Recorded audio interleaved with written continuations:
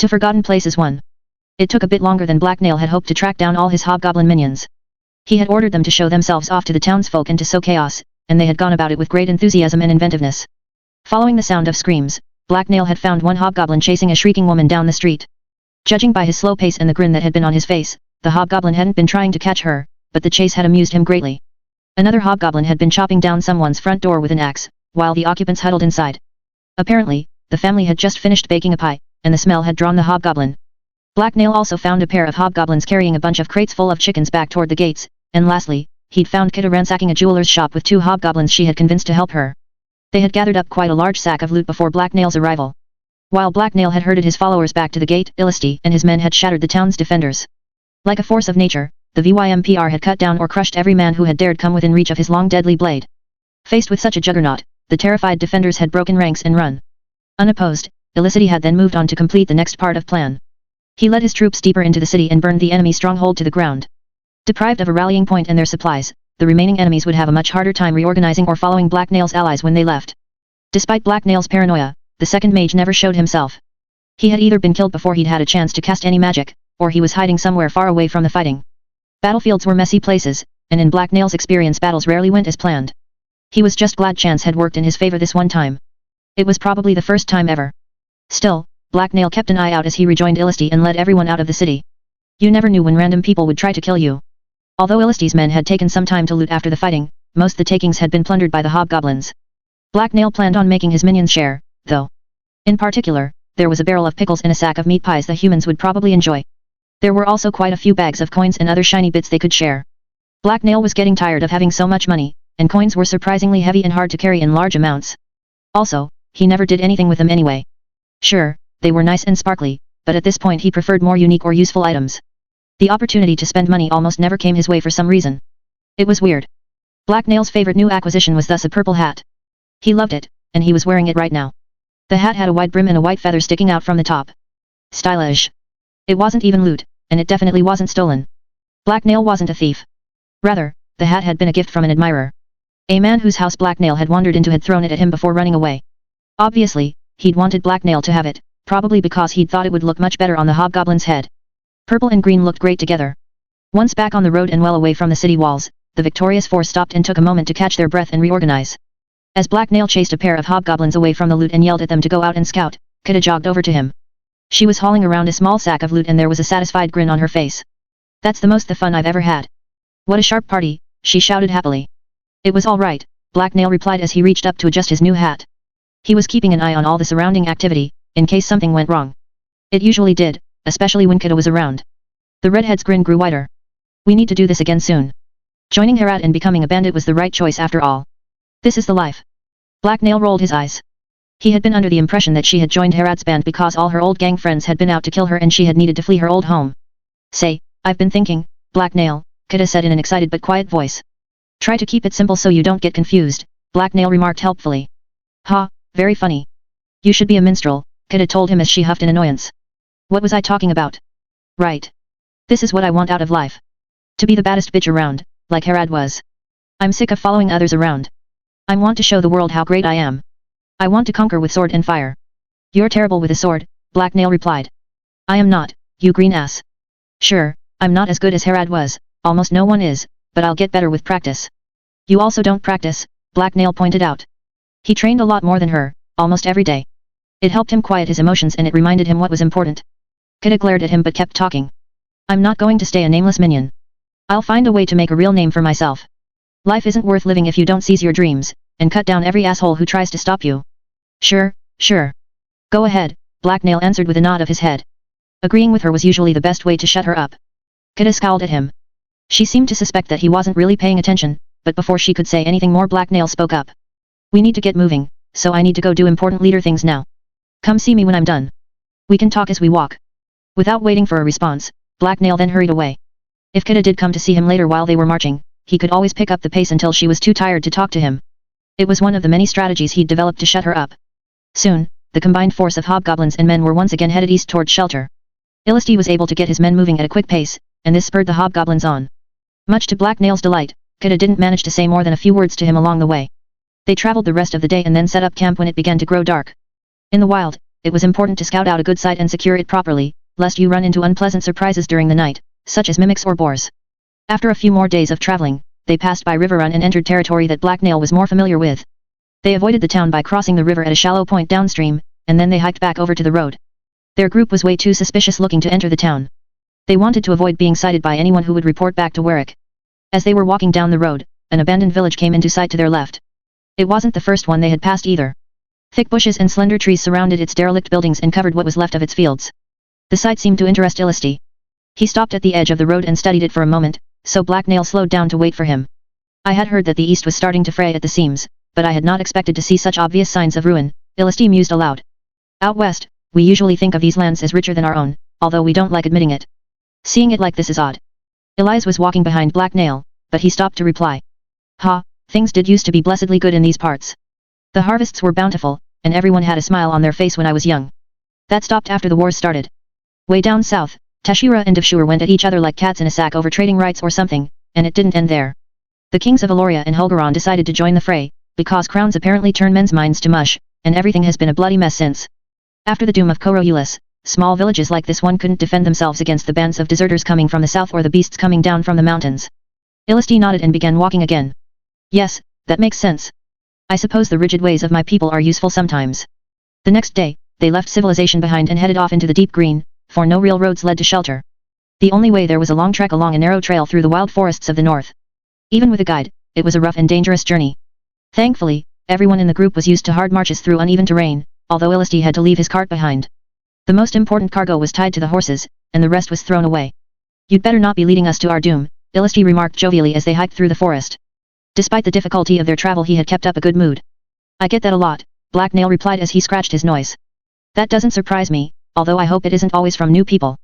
Black Nail threw the Vimpur a wicked grin. It usually is. I make friends easily. Illisti laughed and kept walking. Behind him, Garen looked uncomfortable, but that was normal for him. These woods are not so different from my family's old lands, Illisti remarked. You said that there are hidden villages still surviving out here? That sounds like a perfect place for me to claim. I will need a base of operations if I am to help you. Black Nail nodded. You can't have shelter, that's mine, but we can find you another village. I'm sure there are some around that need saving. All the humans around here keep dying. They need smart and tough leaders like us to look after them. Another day passed, and they began to grow closer to their destination. With the hobgoblins scouting out ahead, they climbed rocky hills and skirted dark bogs that were full of buzzing insects. As if sensing their strength, the creatures of the forest avoided the travelers and kept their distance. That made Black Nail nervous. He had a feeling that something bad was going to happen. Illisti had slain a troll, one of the fiercest beasts of the north, but no matter how dangerous you were, there was always something nastier in the deep green. On the third day, Black Nail's suspicions were proven right. Mid-stride, he froze as the hunting cry of a drake echoed through the trees. His spine shivered in response to the sound and all his hair stood up straight. The humans noticed his reaction and stopped as well. What is it? Elias asked nervously. A drake, Black Nail explained as he glanced about. The trees were old and had grown tall in this part of the forest. This made it hard to see far, because although there wasn't much growth near the ground, the thick canopy overhead made the forest dim and shadowy. Elias shuddered. What do we do? That was a good question. Black Nail wished he knew the answer. Cedar's only real advice about drakes was to avoid them, which wasn't very helpful. The massive predators were rare and tended not to bother hunting small prey such as humans or hobgoblins, but if they did decide they wanted to taste you, there was basically nothing you could do about it. They could outrun people with ease and were strong enough to topple trees. Black Nail carefully listened to the now muted sound of the forest. I don't think it's nearby. We should keep moving. Illisti nodded and began walking again at a slightly faster pace. He was no stranger to the ways of the deep green. Yes, that seems like the wisest course. Loitering around here would be foolhardy. Thankfully, there were no more drake screams or any other sign of the fearsome beast. The next day, just before the sun reached the apex of the sky, Black Nail and his companions reached shelter. Gathering at the edge of the woods, they looked out at the walled village across the fields. So that's shelter, eh? It's not a bad size for a town, Illisti observed. There was a hungry gleam in his eyes that Black Nail didn't like. You stay here. Having a whole bunch of new people show up might startle them and your red eyes stand out, Black Nail replied as he began walking across the fields.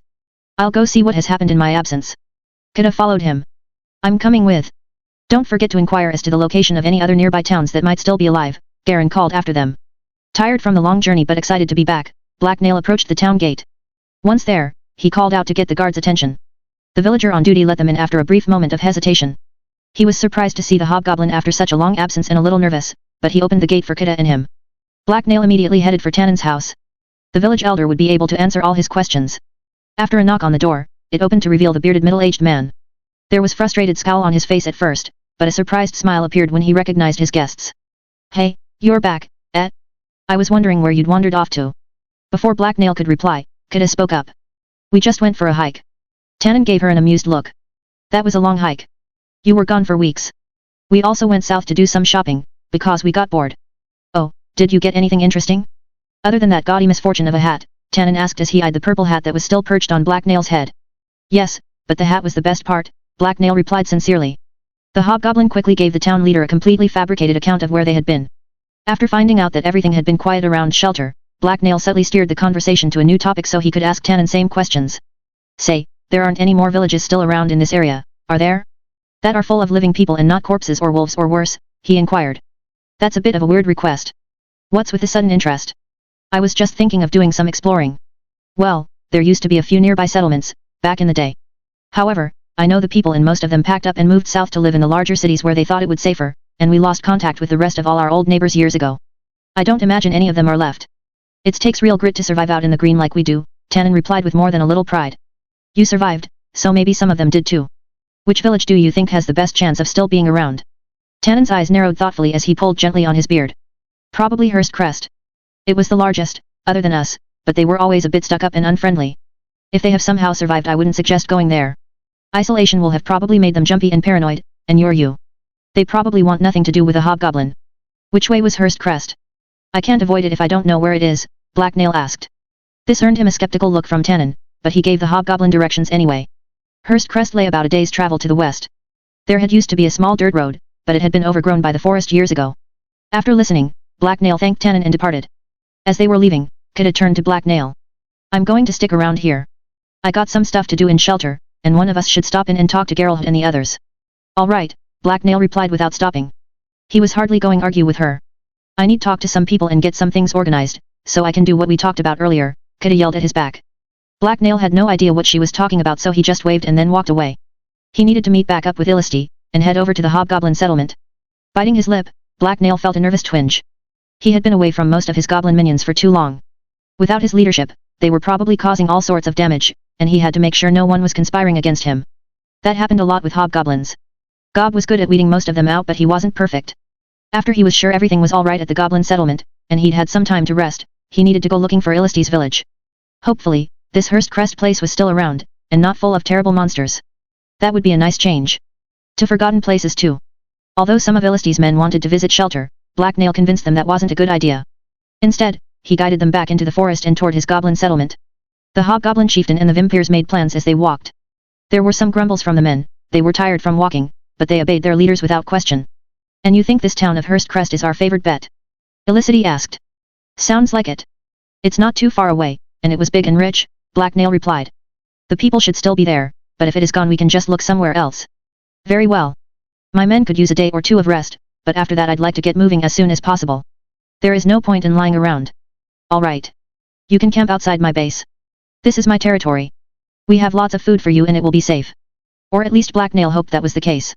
All the stupid lazy goblins ate way too much, and they might have emptied the food stores while he was gone. Useless things. The walk to their destination took a few hours, but regular use had beaten down the dirt and created a fairly smooth path between shelter and the goblin settlement. That made the going a little easier, although they still had to climb a few hills and cross some streams. When they reached the top of the hill that overlooked the settlement, there was near silence as the men and hobgoblins took a moment to take in the sight below them. The only sound was the wind blowing through the nearby trees and rustling their leaves. It was Garen that eventually spoke up first. I don't know what I was expecting, but I must admit, in my head, your base was much smaller than this. I did not think that hobgoblins could build things such as this. He sounded slightly worried. There were grunts and mumbles of agreement from the other men, and Black Nail as well. The hobgoblin chieftain was more than a little surprised by what he saw. His base had expanded and grown during his absence. The forest around it had been chopped down and pushed back another 100 feet, and the area inside the wall was now stuffed full of buildings, except for where the rocky hills jutted out of the ground and where the training ground was. Most of the structures were made of clay bricks, although there were still some that had been rigged together using wooden poles and stitched animal hides. There was very little organization to the placement of the buildings. They looked to have been built wherever there was an open patch of level ground, and what must have been hundreds of small green figures could be seen moving around inside and outside the walls. Sighing, Black Nail stared at the mess. That was a lot of mouths to feed, although it looked like Gob had worked and planted crops in most of the cleared ground outside the walls. Black Nail hoped that the harvest would be enough to feed everyone through the winter. It wouldn't be surprising if there were 1,000 goblins living in the settlement. You could really cram a lot of goblins into a small space if you had to, but that was still a lot. Well, at least it hadn't all burnt down. Black Nail had been a little worried about Imp and Farrar's dangerous activities, and all the other goblins and hobgoblins probably weren't much better. All of them would probably enjoy burning down a few buildings just to see what happened. They didn't have his wisdom and self-control. As Black Nail watched with interest, he noticed a group of about a dozen goblins burst out of the forest below and head toward the gate, which was guarded by 3 hobgoblins. The goblins seemed to be yelling something that got the guards' attention, because one of the hobgoblins ran inside, while the other 2 looked up at Black Nail's position. It seemed like their arrival had been noticed. Hopefully, that was a good thing. Black Nail began to climb down the hill, and his hobgoblin minions followed him. You humans stay here. I'm going to go down and explain who you are, so that no one tries to throw rocks at you, but keep your helmets on just in case. By the time he got near the gate, all the goblins had fled out of sight. At first, the 2 remaining hobgoblin guards drew their weapons and eyed him suspiciously, but then they recognized him and visibly relaxed. What, you don't know your own leader? Black Nail asked them crossly. Why are you raising your weapons at me? Do you think there are lots of other enemy hobgoblins wandering around out here? One of the guards looked sheepish as he sheathed his blade. We're sorry for not recognizing your handsome and wonderful face sooner, boss. We're at war, though, so we're a bit jumpy. Black Nail frowned in confusion. You're at war. What was that supposed to mean? There have been some strange goblins and hobgoblins about. They attacked some of the tribe's goblins while they were out hunting, so Gob ordered everyone to keep a watch out for them. Before Black Nail could ask any clarifying questions, Gob arrived with a small mob of hobgoblins in tow. He grinned in excitement when he saw Black Nail, and immediately bowed. This sudden movement surprised the hobgoblins running behind him, and they almost ran right into him, and had to jump back.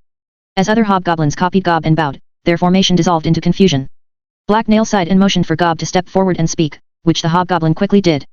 Supreme One. Your return fills me with overflowing joy. I stand ready to fulfill your commands, Gob said as he gave Black Nail a sloppy salute. Thank you, this place is still standing, so I suppose you've done a good job in my absence, Black Nail replied. Now what is this about a war? Gob scratched the side of his head and looked embarrassed. I had hoped to destroy these pests before your return, so I could present their skulls to you as a trophy. I'm sorry for failing in this, wise leader. Black Nail rolled his eyes. Fine, but who are you talking about? Some of the goblins started to come back from foraging with injuries they said were from fighting other goblins. I told them to hunt in larger groups so they could drive these invaders away, but the enemy responded in kind.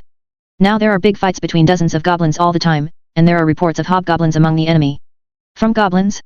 Only a few goblins have seen anything. Black Nail asked Gob skeptically. This was all sounding very vague to him, and not something a true leader would be worried about. I sent out hobgoblins to be sure. They found some tracks, but they had to come back before they found anything else. The cowardly enemy is hiding very far away, at the edge of your territory, boss. How far away? Black Nail asked. Gob shrugged. About half a day of walking. Black Nail sighed again. He hadn't even known his territory was that large. In fact, it sounded like some of Black Nail's ever-growing horde of useless minions had entered the territory of another hobgoblin. His goblins were the invaders. Let's not worry about that right now. We have more important things to do. I brought a bunch of humans with me, Black Nail said. As far as he could tell, this war existed almost completely in his minions' heads. They were being paranoid, and causing him grief. Yes, the sentries said they saw a lot of tough-looking humans approaching, and here you are leading them, Gob observed proudly. Are they your prisoners? Black Nail grunted. Gob sure was confident in his leader. They are some new allies I hope to use against our human enemies. So, you tricked them into fighting for you. I see. You are the cleverest of all hobgoblins. None are your equal, Gob replied with wide eyes full of adoration. That's not true, Black Nail replied thoughtfully. Just then, Hera pushed her way through the hobgoblins behind Gob and lunged at Black Nail with wide open arms. Black Nail raised a hand and held her back before she could hug him. You're back, boss, she yelled in excitement as she struggled to get closer to him. There was a wide excited grin on her face, and she was practically drooling. Keeping his arm stiff, Black Nail studied the female hobgoblin. She hadn't changed much since he'd seen her last. She was still incredibly annoying, although he had to admit she wasn't unattractive, even if the drool didn't help. He probably wouldn't have minded her attention if the idea of letting another hobgoblin get so close wasn't so off-putting. All hobgoblins were dangerous, and Black Nail knew that if he fooled around with Hera then he would never be rid of her. She would cling to him and never let go. Besides, he was a very busy leader, with little free time. He was always doing important things, like napping. Calm down, Black Nail said. He shoved her back. He then took a step sideways so that Gob was between them. Gob didn't appreciate being used as a shield, but he just frowned resignedly before addressing his master again. Do you need anything from me, boss? I live to serve you. Black Nail nodded. Our guests will need food, and I don't want anyone bothering them. Take care of it. As you command, Greenest. I also have a message from Imp and the human mage for you. They wanted you to visit when you got back. All right, Black Nail replied as he began to walk to the mage's hut. Had Gob just called him Greenest? Black Nail wanted to get off his feet, but it was undoubtedly a good idea to check on the mages as soon as possible. Who knew what they were getting up to? Probably nothing good. Do you have more questions for me? Gob asked as he moved up alongside his chieftain. Looking around at all the buildings, Black Nail took a moment to think before answering. There was one thing that was bothering him. How many hobgoblins are in my tribe now? Gob smiled proudly. 103. Black Nail stared at the other hobgoblin. He didn't understand. What was he supposed to do with 100 hobgoblins? How was this settlement still standing? Why wasn't shelter a burnt-out wreck? How was he going to feed them all? He could feel a headache coming on. How are you keeping them all in line? He asked Gob in disbelief. I use the wise ways you taught me. The sword training weeds out the untrainable hobgoblins and teaches them to obey, and I task the most useful with keeping the others in line. They are my direct subordinates, and not part of a home. Black Nail blinked. Part of a home. Gob nodded and pointed at several nearby buildings. Every home in the camp is run by a hobgoblin, who is in charge of everyone who lives there. They are like small tribes in the larger tribe. Sometimes hobgoblins fight for control of a home, but we stay out of it unless it affects whole tribe. This keeps most of the other hobgoblins busy while I lead tribe for you. Much to Black Nail's surprise, that sounded like it might actually work. Weird. And all the home leaders listen to you. I kill them if they don't, and someone else takes over their home. You have many loyal followers, but the homeheads don't get along with each other, so they have no allies. The only reason they don't fight is because we don't let them. Hey, it's great that I thought of all that. Yes, boss. You're the wisest and strongest of leaders, Gob agreed. His eyes glowed with complete sincerity, which Black Nail found a little unnerving. Suddenly, there was a loud squealing noise from just outside. It sounded like it had been made by some sort of large animal. What's that? Black Nail asked as he turned to look for the source. Dangerous animals shouldn't have been able to get into the base undetected. That was why they had a wall and guards. Those are your pigs, Gob replied. We've been taking care of them, as you ordered. Black Nail frowned. It took him a moment to remember what Gob was talking about. Those beasts were still around? He had completely forgotten about them. No one ate the piglets, he asked in surprise. Gob scolded fiercely. Who would dare do such a thing? You commanded us to take care of them forever. True, Black Nail admitted, but he'd only said that to annoy Kida. She hated the animals. Well, let's go see them, Black Nail said as he headed in the direction the squealing had come from. The piglets were probably big enough to eat now, and he was hungry. As soon as they circled around one of the nearby brick houses, a different kind of structure came into sight. It was a small shack made of wood and bark, and there was a crude post fence around it. The inside of the fence was full of mud and several pigs. Black Nail blinked in surprise when he saw the animals. They were huge. None of them were the size of the giant boar Black Nail had fought, but some of them looked like they weighed more than a hobgoblin already. As he studied them, one of the beasts looked back.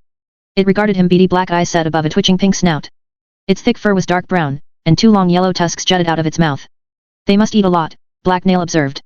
He knew he'd been saying that a lot, but it was important. Somebody had to make sure there was enough food to go around, and for the occasional feast. Gunket lets them roam around outside the walls, Gob explained. The pigs tear up the ground and eat their fill there, which helps with the planting. They also eat the bushes. They are very thorough. Black Nail was about to ask who Gunket was, when a hobgoblin appeared at the edge of fence. Black Nail had failed to notice him before because he was covered in mud from the tip of his head to his toes. The hobgoblin, presumably Gunket, saluted, and Black Nail leaned sideways as mud was thrown into the air and almost hit him. So, you're in charge here? Black Nail asked the hobgoblin. He had a weird hunched-over posture that made him seem much shorter than most hobgoblins. Gunket smiled and grunted proudly. I tamed them, boss. They are good beasts. I fed and played with them every day. Together, we roll around in the mud and dig up roots out of the ground for eating. Gunket lives here with them, Gob added. Black Nail scratched his head. It sort of seemed like the beasts had tamed Gunket, instead of the other way around. With his mud-splattered body and hunched-over posture, he was almost more of a boar than a hobgoblin. Two of the pigs made an almost affectionate noise as they ran over to the fence and stared at Black Nail. They remember you, Gunket exclaimed happily. Black Nail walked over to the fence and gave both the pigs a quick pat on the head.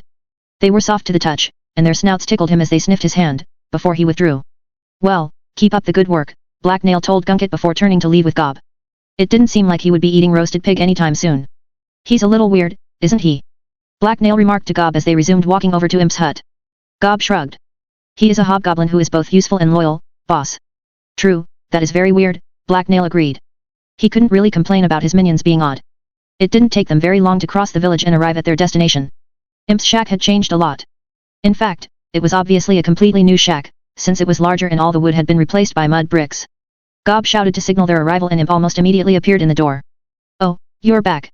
Good, good, the hobgoblin mage exclaimed happily as he squinted at Black Nail. I have a lot to tell you, I do. I see you've improved your hut, Black Nail observed after he told Gob to leave and take care of the tasks he had given him. Imp smiled and waved him inside. Ah, yes. Brick is good. Less likely to burn down. Although, you could still melt it with green fire. Black Nail hesitated in the doorway, but then stepped inside. The interior of the building was bright. It had 2 large windows that let in sunlight, 2 active mage lights, and a small fire burning in a bowl on a table. The walls were lined with shelves that held all of Imp's magical equipment, and there was a large table in the center of the room. Black Nail was pleased to see Avorlus standing near a shelf. He hadn't been sure if the bearded human mage was going to be here. It's about time you got back, Avorlus grumbled. I don't appreciate being left here so long. I may have learned some interesting things, but this place is a heap. Walking back here from the village is tiring, and I can't risk doing any real work somewhere those ignorant peasants might stumble upon it. Before Black Nail could reply, he spotted another person sitting at the table behind Avorlus. Surprisingly, it was a human woman. She scowled angrily at Black Nail as he glanced her way, and he recognized her. It was the mage he had captured during the fight with the raiders. What is she doing here? He asked Avorlus. Where else would she go? The mage replied with a shrug. She knows she can't escape from a hobgoblin encampment out in the deep green, so she is trying to extend her life as much as possible by being as helpful as she can. She is useless. We have much better mages than her, Black Nail remarked coldly. She was just a combat mage. They were soldiers, and they knew far less about magic than Imp or Avorlus. Be that as it may, she can still contribute. I'm too old to be cutting myself and drawing blood from my veins, and having another pair of human hands around doesn't hurt. Use a goblin. I remain unconvinced that goblin blood and that of humans are perfect substitutes. There might be minute differences in their composition that could taint my careful formula. Black Nail sighed. He had mostly understood what Avorlus had just said. Fine, whatever. I see you gave her clothes back. There was wordless growl of rage from the woman, and Avorlus laughed. Yes, having her around in the nude would have been quite the distraction. Is she what you wanted to show me? Avorlus grinned and pulled several vials of dark liquid out of his coat pocket. Ah, no. She is of little import. I wanted you to know that I have completed my part of the bargain, and taught Imp here how to make your elixir. These are the first fruits of his labor, and we also have some other concoctions to show you. To Forgotten Places 3. Black Nail leaned forward and studied the vials of elixir that Avorlus was holding. Imp made those. Yes, I supervised the work, but his hands are indeed the ones that crafted them, Avorlus answered. And I won't die if I drink them. The elixir looked the same as the stuff Black Nail usually drank, but that didn't mean much. You'll be fine. These are completely indistinguishable from what you've used before. With a reluctant sigh, Black Nail reached out and took the vials. He was going to have to trust him eventually if he wanted to keep getting elixir. As Black Nail was tucking the vials into one of his pockets, the mage coughed to clear his throat. I'd just like to remind you that you don't necessarily need to drink all the elixir yourself, Avorlus pointed out. You could give it to another hobgoblin in order to empower a new vessel. That hadn't occurred to Black Nail. Don't most people who take elixir die? Usually that is the case. It is a necessary sacrifice. Although, it's hard to tell if the same rules would apply for this particular recipe since it hasn't been tested at all, and for hobgoblins as a species, Avorlus explained as he grinned hungrily. I have no real experience dealing with the empowerment of inhuman beings. That's why I would like to run some experiments, to clarify things. Understanding this will undoubtedly prove important to your future plans. Black Nail eyed the bearded mage. That sounded like a terrible idea. He really didn't want more hobgoblin vessels running around. They would be a threat. The only hobgoblin he would even consider giving elixir to was Gob. Being a vessel would probably help Gob keep the others in line, but it wasn't worth the risk of losing him.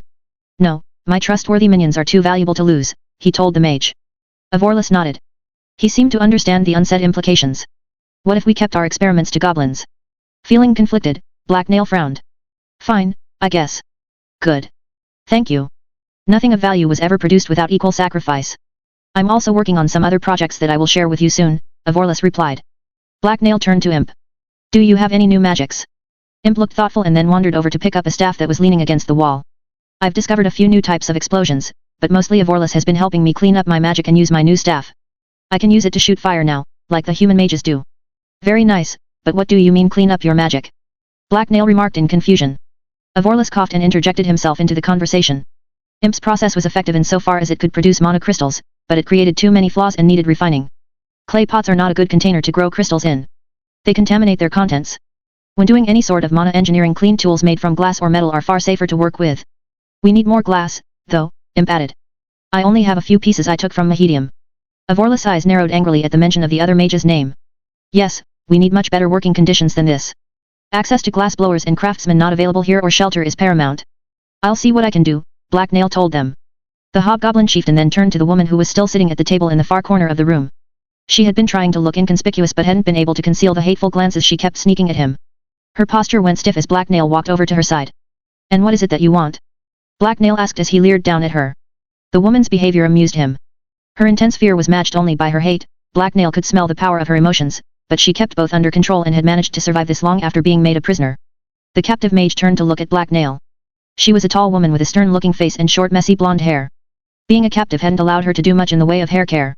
I simply want to survive, the woman replied as neutrally as possible. That would make you unique among humans, I think. You creatures always want more than that. You can't help yourselves. We're the creatures, she hissed indignantly. Black Nail chuckled. Aren't we all creatures? Also, that was a stupid thing for someone who just wants to survive to say. The woman grimaced and bit her tongue to hold back another angry retort before replying. You're right. I'm sorry. You're sorry? Stop lying and tell me what you want. If you could ask me for anything, what would it be? I'd like to be escorted safely back to human lands, she quickly replied. Do you think you deserve such a reward? You came here to kill, and you lost a fair battle. You also have all my mage's secrets and our location in your head. I know you have been watching and learning. That wasn't very smart for a survivor, Black Nail replied smugly. Why are you tormenting me? She growled. Black Nail grinned back. I like to get to know my prey, to get in their heads and taste their insides. The woman held his gaze, so the hobgoblin just nodded and walked away. He was done with her for now, and she wasn't going anywhere. He could enjoy her company later. Imp and Vorlus had nothing more to say to him either, but almost as soon as he had walked outside, another hobgoblin appeared. It was Farrer. What do you want? Black Nail asked as the hobgoblin hurried over. More fire, Farrer immediately replied. Nice hat by the way, boss. Black Nail grinned. Thanks. No one else had said anything about his nice new purple hat. He had been wearing it all day, and he was glad someone had finally noticed how dashing it looked on his head. I don't think I can give you more fire, Black Nail remarked. Farrer already had a lot. Way more than was probably useful, or even remotely safe. I can make my own fire, Farrer clarified. I just need iron. There is lots around, but I don't know how to use it. I talked to the people in shelter, but the advice they gave me was bad. You're supposed to be able to melt the rocks in a furnace, but what they told me was too vague. I've already lost 2 helpers. I'll keep an eye out for you, Black Nail replied. He was feeling generous since Farrer had complimented his hat. I want to go on your expedition. Why? You're looking for humans and so am I. That makes sense, Black Nail replied as he dismissed Farrer and began to walk over to his cave. He was tired and wanted to nap now. He'd had a long day, and was looking forward to getting off his feet. He suspected that the longer he stayed awake the more problems and requests his minions would dump on him, and Black didn't want to deal with that. He was the leader. His minions were supposed to do stuff for him, not the other way around. Circling around to avoid anyone looking for him, Black Nail reached his cave. He pushed the deer hide that was hanging over the door aside, and then entered. Almost as soon as he'd curled up under his blankets, he fell asleep. When he awoke and stepped outside, it was early the next morning. The glowing red sun was just peeking up over the forested hills in the distance. There were also several goblins and hobgoblins outside, waiting for him. They were leaning or sitting on rocks, and they immediately jumped to attention as soon as they noticed their chieftain. Hera was among them. What are you doing here? It's not to ask me for things, is it? Black Nail told them sourly.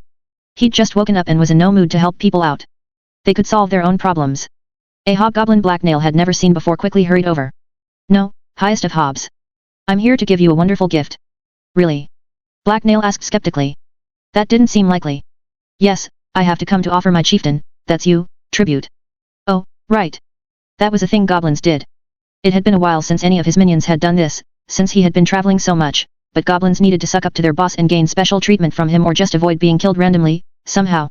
As Black Nail watched, the hobgoblin in front of him raised a clay bowl. Black Nail took it and looked it over. It was quite well made, and an impressive piece of work for a hobgoblin. Perfectly round, the bowl had a smooth exterior decorated by crudely drawn stick figures. The figure with the crown who was hitting everyone else with a stick was probably supposed to be him. Although it was crude compared to a lot of his loot, Black Nail found himself liking the bowl, especially since he didn't have many bowls right now. It was almost like someone had snuck into his cave while he had been gone and studied everything he owned so they knew what to get him. I like it. Your bribe is accepted, Black Nail told him. The hobgoblin then stepped aside and the next claimant hurried over. I bring you the finest hide in the camp, the hobgoblin announced as he presented the item. Black Nail nodded and took it. You could never have enough blankets. When it was Hera's turn, she shuffled over nervously and held up a white silk shirt. It had long sleeves and fancy lace around the collar and the end of the sleeves. The shirt was remarkably clean for something that had probably been handled by hobgoblins for days or weeks, and it was nicer looking than anything Black Nail owned. Instantly, a picture of what he would like with the shirt on appeared in Black Nail's head. It would go nice with his purple hat, but he was going to need shinier pants. Where did you get this? Black Nail inquired. He hadn't seen anything like it around. Another hobgoblin had it. He got it after the battle, but he didn't wear it because it was damaged. After I hit him a few times he gave it to me. Kida showed me how to clean and repair it, so I made a bunch of goblins do that for me. That makes sense, Black Nail admitted. Do you accept my gift? Hera asked in pleading tone. Her eyes shone with hope as she looked up at Black Nail. Yes, I do, Black Nail answered as he carefully reached over to take the shirt. Yet. Hera shouted as she bounced happily. Do I get a hug now? No hugs, Blacknail replied firmly. I'll bring you more fancy clothes, Hera offered. Blacknail scowled. Fine, one small hug. Immediately, Hera lunged forward and wrapped her arms around Blacknail. He grit his teeth as she squeezed him tight. Although, she had a flat chest compared to human, Blacknail clearly felt her breasts press against him. It was uncomfortable in an awkwardly exciting way. Several seconds passed, and Hera gave no sign of ever letting go, so Blacknail squirmed to escape, and once he was loose he pushed her back. The hug is over, he told her after taking a deep breath. Hera didn't seem disappointed. Yet. Kata's advice worked. I wanted to bring you skulls, but she said that would be a bad idea, so I brought you clothes instead. Blacknail frowned. It sounded suspiciously like Hera and Kata were still conspiring against him, in their own stupid way. Normally, he strongly discouraged such behavior, but they were probably harmless, except to themselves, and he was getting gifts out of it, so he would continue to ignore them. With Hera out of the way, the next few supplicants approached. They were mostly hobgoblins, although there were a few older and smarter goblins among them. His minions gave Blacknail a varied pile of gifts. The highlights included some spiced jerky that tasted much better than anything else cooked by a hobgoblin that Blacknail had ever had, and some stone arrowheads. They were inferior to human-made ones, but the tribe was running low on metal arrowheads, so Blacknail was glad someone was making stone ones for hunting. Among the supplicants was another female hobgoblin. She eyed Blacknail, but didn't do anything out of the ordinary. Still, her sex caught Blacknail's attention. Why were almost all hobgoblins male? He had no idea. When everyone was done offering up their tribute to their grand and majestic leader, Blacknail made a brief speech about what he wanted from his minions in the future. More cheese and better cooking, Blacknail explained. Don't steal it from Shelter, but any hobgoblin that brings me lots of cheese will become my new favorite. It's a shame we can't make it ourselves. When he was done speaking, Blacknail dismissed everyone. A small group of hobgoblins were talking animatedly amongst themselves about some sort of hunt as they left. Blacknail watched them go and then began to plan out the rest of his day. It would probably be a good idea to have a meeting between all his allies and minions. There were a lot of things that needed planned out, and if he held a meeting, other people would probably do all that work for him. To get things rolling, Blacknail went to find Gob. He had the other hobgoblin send out messengers to both Illisti and Shelter. While he waited for everyone to gather, Blacknail went to the training grounds. It had been too long since he'd sparred with other hobgoblins. Undoubtedly, there were some new minions that needed his training and could use his help to achieve self-discipline and their full potential. Also, beating up other hobgoblins never failed to make him feel better about himself. A few hours passed by fairly quickly as Blacknail exerted himself, and soon it was time for the meeting he had set up. He had chosen to have it during lunch, because he found both humans and hobgoblins to be more agreeable when they had a stomach full of someone else's food. Throwing on his best cloak and new shirt, Blacknail met up with Gob and headed to the meeting place, a campsite just outside of the settlement. Along the way, Farrer and Imp joined them. A fire was already burning when they arrived, and goblins were piling up firewood beside it, as a pair of hobgoblins were finishing the setup of a large hide tarp, for shade. Dozens of chairs littered the ground around the fire, although they were all mismatched. Most of them were just carved stumps, although a few were obviously items from Shelter that had somehow been misplaced. As goblins went to fetch the food and drink, Blacknail took the best chair for himself and sat down to wait for the other to arrive. Unsurprisingly, Illicity was the first to show up, since he had such a short distance to travel. He arrived with Garen and several other armsmen, although they weren't armed, except for side swords. The Vimper greeted Blacknail and then sat down. Both Garen and him looked eager to get going. It took a few minutes for the people from Shelter to arrive, but when they did there were more of them than Blacknail had been expecting. Not only were Kata and Avorlis there, but Geralt and Beardy as well, and they had brought along almost all the survivors of Herad's band. Blacknail looked behind Kata, and saw several people from Shelter. What were they doing here? He hadn't really wanted the people of Shelter to know about Illisti and his men, but they seemed to already be informed about he Westerners, since none of them looked surprised to see them. Once everyone had taken a seat, Blacknail had some of his minions distribute lunch. This would buy him some time to study the attendees. Spit-roasted venison was served with squirrel and mixed root stew, that Blacknail was pretty sure wouldn't poison anyone too badly. A lot of the humans reacted differently to being served food by polite hobgoblins. Some stared at it suspiciously, but then began eating alongside everyone else. Others chuckled or laughed, and some seemed completely indifferent. However, before long everyone began to relax. Blacknail smirked as he watched. Humans were clay in his hands. Ready to be molded, into bowls, or something. Whatever. Geralt was one of the first people to finish, and he quickly scooted over to Blacknail's side. What is going here? Why have you brought these people here? I thought we were hiding. Blacknail sighed and turned to face him. It just sort of happened. They are really nice once you get to know them. Geralt looked skeptical, so Blacknail went into greater detail. He explained to Geralt that Illisti was a useful ally against Warwick, and that he just wanted a place to hide out, where he could help people in need. As they spoke, other people finished eating. Why did Kata bring those people from Shelter? Blacknail asked. It was Geralt's turn to sigh in exasperation. Kata has some idea in her foolish head about building her own crew. She's managed to convince a few of the old band and some of the younger villagers that you have some sort of scheme to rule the world, and that they should get in on it by joining her. Black Nail turned to look at the redhead in question. She was talking to Avorlus about something and she was obviously excited, almost maniacal. The bearded mage reached into his coat and pulled out a vial. Yes, I actually have that elixir on me, since I was going to show it to Black Nail. I was using it to test out some of the equipment I am forced to use here, Avorlus told her. It's not a particular stable mixture, though. Reacting quickly, Kida grabbed the vial from him and jumped back. People looked over in concern as she jumped up on log bench, and Black Nail groaned. Before he could get up and confront the stupid thief, she downed the contents of the vial. Then, with a dumb grin on her face, Kida laughed loudly at everyone around her. Other people may be afraid of death, but not me. Kida told a surprised crowd. Herad's elixir won't kill me. It will just make me stronger than ever before. I will inherit her will, and I'd rather be dead than stay the way I am anyway. I'm going to be great. I will take what I want from this world or I will die spectacularly. The redhead grinned madly at everyone for a few seconds, and then collapsed. Her head hit the bench with a loud crack as she fell to the ground. Black Nail frowned as he stared at her unmoving body. She was sprawled out on the dirt, and she didn't appear to be breathing. Well, at least no one would be able to blame him for her death now. To forgotten places 4.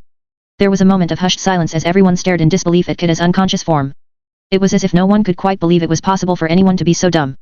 As a student of human behavior, Black Nail knew better. He had been around humans and Kida in particular, too long to ever be surprised by any new height of stupidity they achieved. Is she dead? Garen asked from where he was sitting next to Ilisty.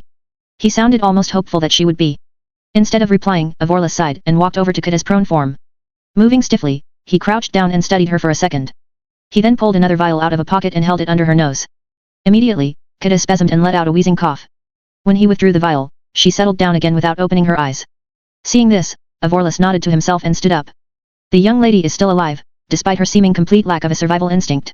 However, she will be unconscious for a while and might die over the next few days as the elixir works its way into her body. If she wakes up and is lucid then she will probably be fine. Looking distressed, Geralt joined the mage. What are her odds, and is there anything we can do to help? I will do what I can. Keeping her hydrated and warm will help, but at this point she has already ingested the elixir. Ultimately, her survival is out of my hands. Either her body will accept the power, or it will consume her from within. As everyone began talking to themselves or went back to eating, a bandit produced a blanket from somewhere and helped Geralt wrap Kida in it. She was then carried over to a spot near the fire. Several of the people who had come to the meeting with the redhead went over to her side to check on her, but most of them looked embarrassed about being seen near her after her dramatic stunt. The exception was a blonde young man from shelter that Black Nail recognized. He had a concerned and fretful look on his face as he stared down at Kida. He seemed barely aware of the other people present unless they bumped into him. Was his name Hashial? He'd been one of the hostages they had taken to get into shelter the first time. Seeing that everyone was distracted, Black Nail scooted over to where Ilisty was sitting and leaned over to whisper in his ear. See those people from shelter over there?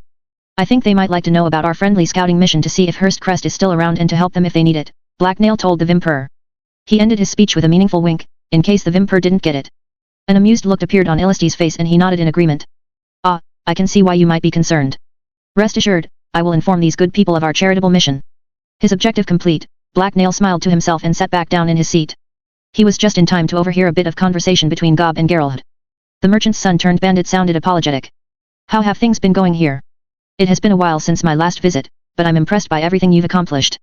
I meant to stop in more and study what you've been doing, but getting here through the green is difficult. I just did as I was told by the boss, Gob replied with an indifferent shrug. Yay, he's one of my best minions, Black Nail added as he walked over to join the conversation. Geralt smiled at Black Nail and waved a hand toward the goblin settlement. I never imagined that goblins could build such a large community. Even back before humanity's conquests I don't think you built villages like this. It's huge. Black Nail grinned proudly. I'm not a simple hobgoblin. I'm Black Nail, the wise and terrible. There has never been anyone like me. True, Geralt had agreed as he carefully studied Black Nail for a moment. It looked like a thought had popped into his head. You've certainly learned a lot from Cedar and others, such as me. The ancient hobgoblins didn't have that advantage. Plus, I'm way tougher than they were. Being the strongest was important if you wanted to keep others in line. That probably doesn't hurt, although I think your intelligence and restraint explains your success much better. Merely being strong isn't enough, as all the old philosophers explained at length, Geralt had replied. One of the most astounding features of the hobgoblins here is their self-control and ability to coexist so close to humans. I've tried to serve as an ambassador of sorts between the two settlements, but there hasn't really been all that much friction to begin with. Gob nodded. Hobgoblins are only allowed to visit shelter if they are with me or the boss, and I only go there to trade. We have things they want and they have things we want. Yes, your trading missions have done a lot to familiarize the people of shelter to the presence of hobgoblins, Geralt had observed before turning back to Black Nail. Now that you're here, there was one thing that I'm curious about. Does your village have a name? A name? No. Black Nail grunted in surprise. He had never thought about it. The place was simply his. You should think about naming it then, Geralt had told him. It's an incredibly fascinating place. It's history in the making, and I can't wait to see how far goblins can develop their society.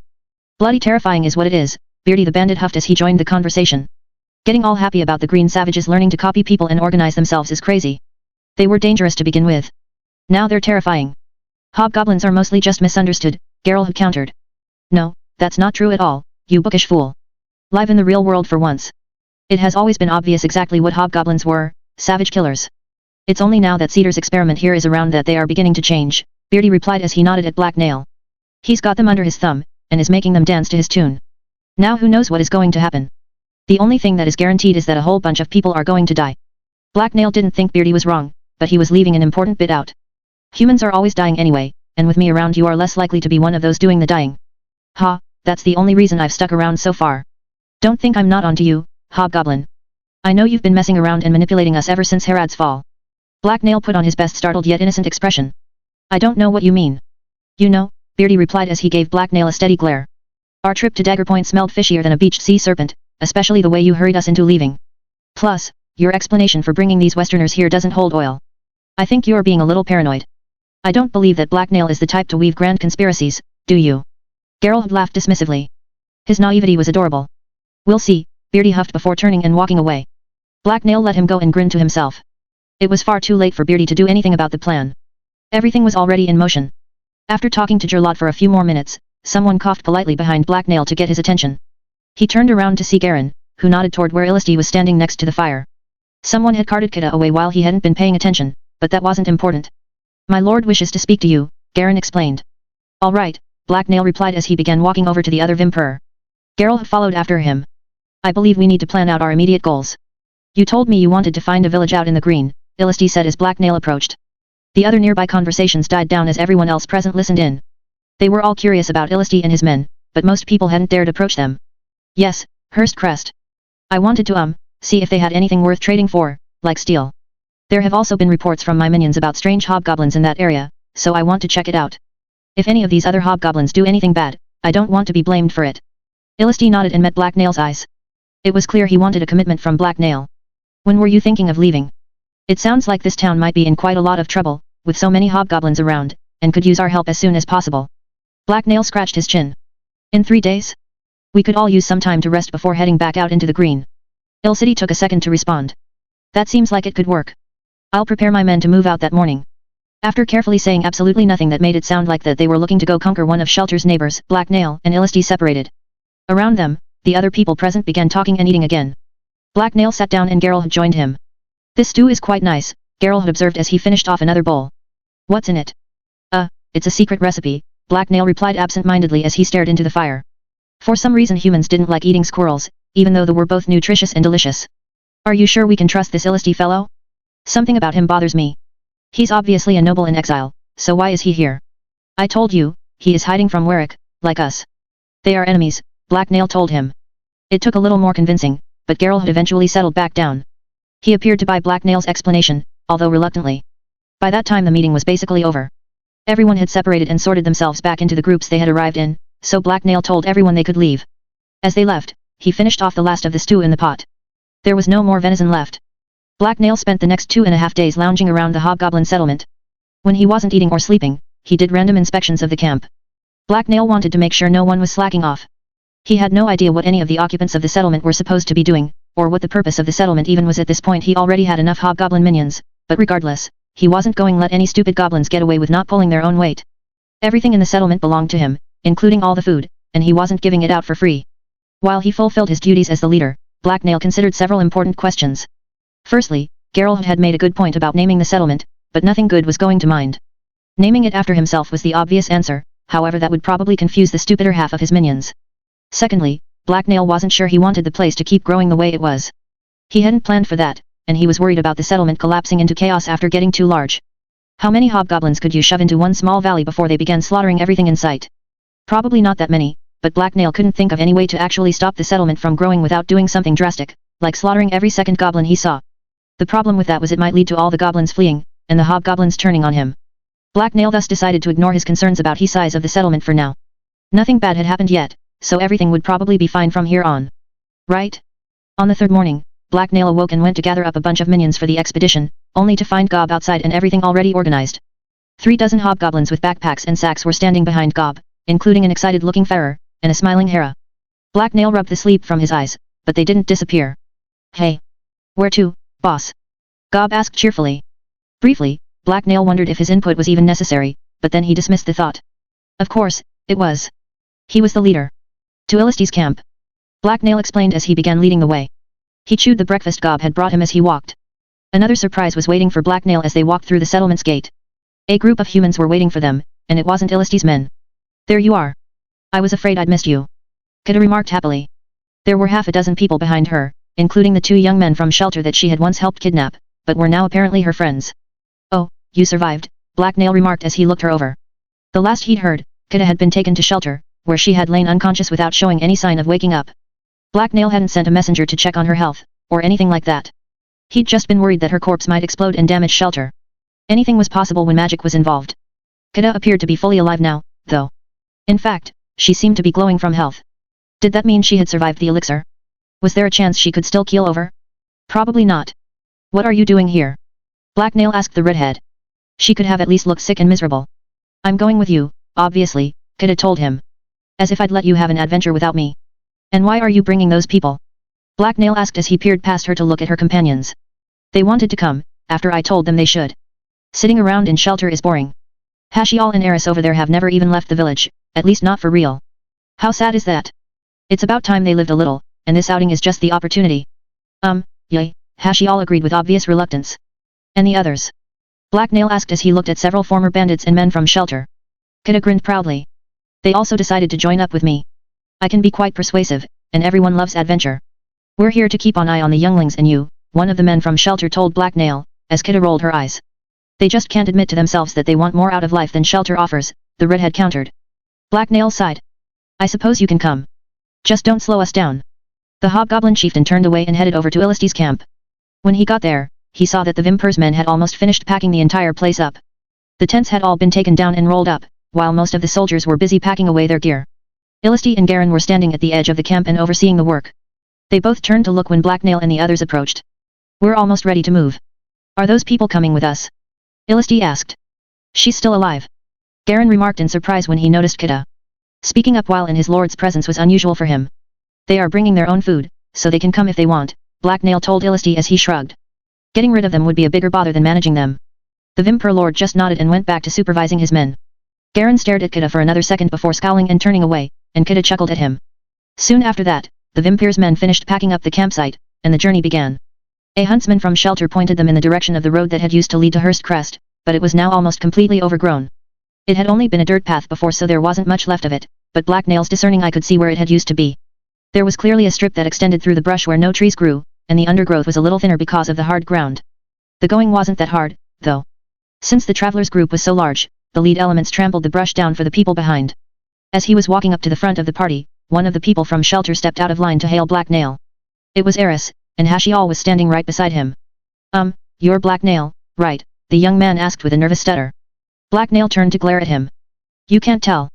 How could anyone fail to recognize his magnificence? Was the kid stupid or blind? Eris went pale. No, I can. I just wanted to be sure. So now you are.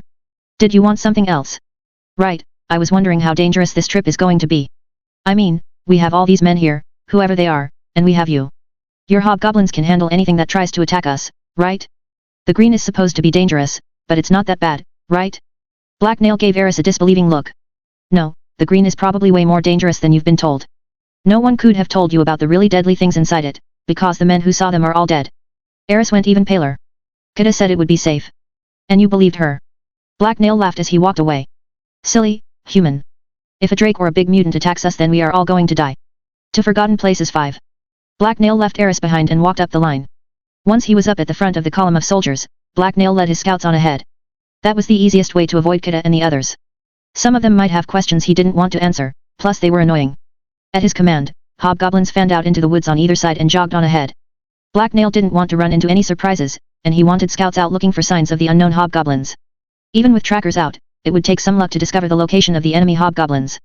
Most of the beasts in the green would consider hobgoblins too dangerous to mess with, but there were some noticeable exceptions, so the feral goblins had undoubtedly hidden their lair somewhere out of sight.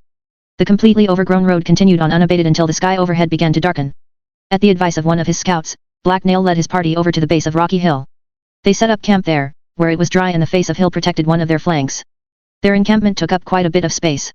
Dozens of tents and sleeping rolls littered the ground where it was clear of rocks and tree trunks. The hobgoblins set up near the bottom of the hill, with the humans up above, and Black Nail joined them. He had the biggest tent out of all the hobgoblins, although Illisty's was bigger, for now. Anyway, Black Nail's was big enough for 3 people and grey-colored. He'd gotten it as a gift after asking its old owner for it very politely. As Black Nail used one eye to watch a pair of hobgoblins set up his tent for him, and his other eye warily watched the hobgoblins he had assigned to guard Farrer and keep him away from the campfire, Hera walked over. "What do you want?" Black Nail asked the female hobgoblin. "Can I sleep with you?" "Your tent looks comfy," Hera replied as she gave him an eager smile. Black Nail rolled his eyes. "No. All right, I'll go sleep in another hobgoblin's tent tonight," Hera replied neutrally before walking away. "What?" The ease with which Hera had accepted his command confused Black Nail. She usually begged and pleaded with him for a while after he shut her down, and what was this about sleeping with someone else? Who was she talking about? As Black Nail watched, Hera joined up with a grinning Kida. They both glanced at Black Nail briefly before moving on and disappearing out of sight behind a tent. Black Nail didn't like this. Kida seemed to be a terrible influence on Hera. As Black Nail was considering this development, he saw Geralt wandering over his way. Immediately, the hobgoblin got up and headed in the opposite direction. Black Nail had his own food now, and Geralt was already doing what Black Nail wanted, so there was no point in talking to him. Black Nail managed to avoid taking any responsibility for the rest of the night, and soon fell asleep in his tent. The next morning he awoke to the sound of birdsong. After taking a quick moment to stretch and enjoy the cool morning air, Black Nail then woke up the hobgoblins closest to him and got them up and moving. It took a little longer for the humans to start getting up, but the hobgoblins' activity and all the noise they were making eventually woke them. Which had been Black Nail's intention. He wanted to cover as much ground as possible today. Some of the small fires from last night were rekindled as people warmed up breakfast and packed up their gear. Soon after that, Illisty's troops were marching through the forest. Like yesterday, the hobgoblins ranged ahead and everyone else followed behind them. Black Nail and several of his minions were at the very front of the group on the road. At first, he let the others trample down the brush, but then he grew bored and took the lead. Black Nail grunted as he pushed his way through some tall green plants that came up to his waist. Around him, the forest was quiet as he kept moving. The early morning bird calls had died down, so that now there was only the rustling of the leaves in the wind and the thud of footsteps from back behind. While walking, Black Nail noticed that the trees were growing larger and closer together. Hey! Here, almost all of the trees were a variety with smooth white bark and thick trunks. At first it was nothing more than an idle observation, but then the trend continued. High above, long branches stretched out across the path and shadowed everything in sight, while the plants and branches closer to the ground began to grow bare and stunted. Warily, Black Nail called for everyone to stop. He then looked up and began scanning the thick canopy overhead. Stray beams of light pierced the green barrier, but Black Nail didn't see any movement. That wasn't good. Normally, there should have been some critters moving in the trees. As Black Nail was contemplating this, one of the scouts he'd sent up ahead returned and reported in. He told Black Nail that the forest got even darker ahead, and that he'd turned back instead of pressing on, which Black Nail considered to be the right move. While the hobgoblins were talking, the humans grew impatient. Both Illisty and Geralt had walked over together. "Why have we halted our progress?" Illisty asked. Frowning, Black Nail turned toward them. "Because the forest ahead is dark and dangerous. We should go around it, which means finding a new path." Geralt had sighed. "You want to leave the path? That sounds like that will really slow us down and might even get us lost. What is up ahead that has you so apprehensive?" Black Nail pointed off to his left, where the rows of shadowy white bark trees were clearly visible. "The forest is too dark here, and it grows even darker up ahead. That is a bad sign. Dangerous things lurk in the dark parts of the forest." Illisty nodded in agreement, but Geralt had just looked confused as he studied the trees. "Dark? What does the darkness have to do with anything? I guess I haven't been in any parts of the forest quite like this before. The trees certainly are huge, and it's a little strange looking, but are you saying something dangerous dwells hereabouts, such as trolls?" "Trolls go wherever they want," Black Nail huffed. "You've never been to a place like this because everyone avoids them, and for good reason. It's the spiders that like it in the dark places." "Spiders?" Geralt chuckled. "You're worried about some small arachnids." As Black Nail gave Geralt an annoyed look, Illisty spoke up. "No, the hobgoblin has it right. Out west we avoid the oldest parts of the forest for the same reason. Canopy crawlers might not be a true threat to a large group of prepared men, but it's still best to avoid their territory. There is no telling how large their territory is, and we could end up with more than a few of our men paralyzed for days or even dead if they get bitten multiple times." "Really?" Geralt asked in surprise. "What kind of spiders are we talking about?" Black Nail held out his hands so that they were a good 3 feet apart, which was a bit of an exaggeration. "Big ones that build huge webs. They live in swarms up in the tress and drop down on people. Very nasty. Their poison bites make people's bodies go stiff, and then they tie you up in webs so that they can eat you later. It is a bad way to die." Why has no one ever told me about these creatures before? Geralt remarked as he shuddered and threw a nervous glance at the trees. It was as if he expected a swarm of spiders to burst out at any moment. Canopy crawler swarms stay exclusively in the oldest parts of the forest. They almost never wander out, so they are only a danger to people who enter the deepest part of the green. If a swarm starts to build up near a village, they usually just burn it out, Elicity explained. What he said, Black Nail agreed, even though he hadn't actually known most of that. He just knew the spiders were creepy and bad. Well, that's a relief to learn. In light of this new information, I'm fully behind finding a way around the man-eating spiders, Geralt had told them. After a bit more talking, the two humans withdrew, and Black Nail went back to conversing with his scouts. He needed to find the best way around the old growth before they could start moving again. Eventually, he decided that it was better to go left, because the spider's territory appeared to extend further to right. With this in mind, Black Nail led everyone off the overgrown road and into the trees. Cautiously, the group made their way forward along the edge of the spider's territory for over 2 hours. The going was tough because the ground was muddy and uneven in places, but fortunately, the old growth began to recede after that, and they were able to make their way safely back to the remains of the road. As Black Nail was walking and studying an old twisted tree to his left, because the warped wood looked like a place that giant spiders might hide, movement from his right drew his attention. The bushes shuddered as one of the hobgoblin scouts he'd sent out to explore the forest returned.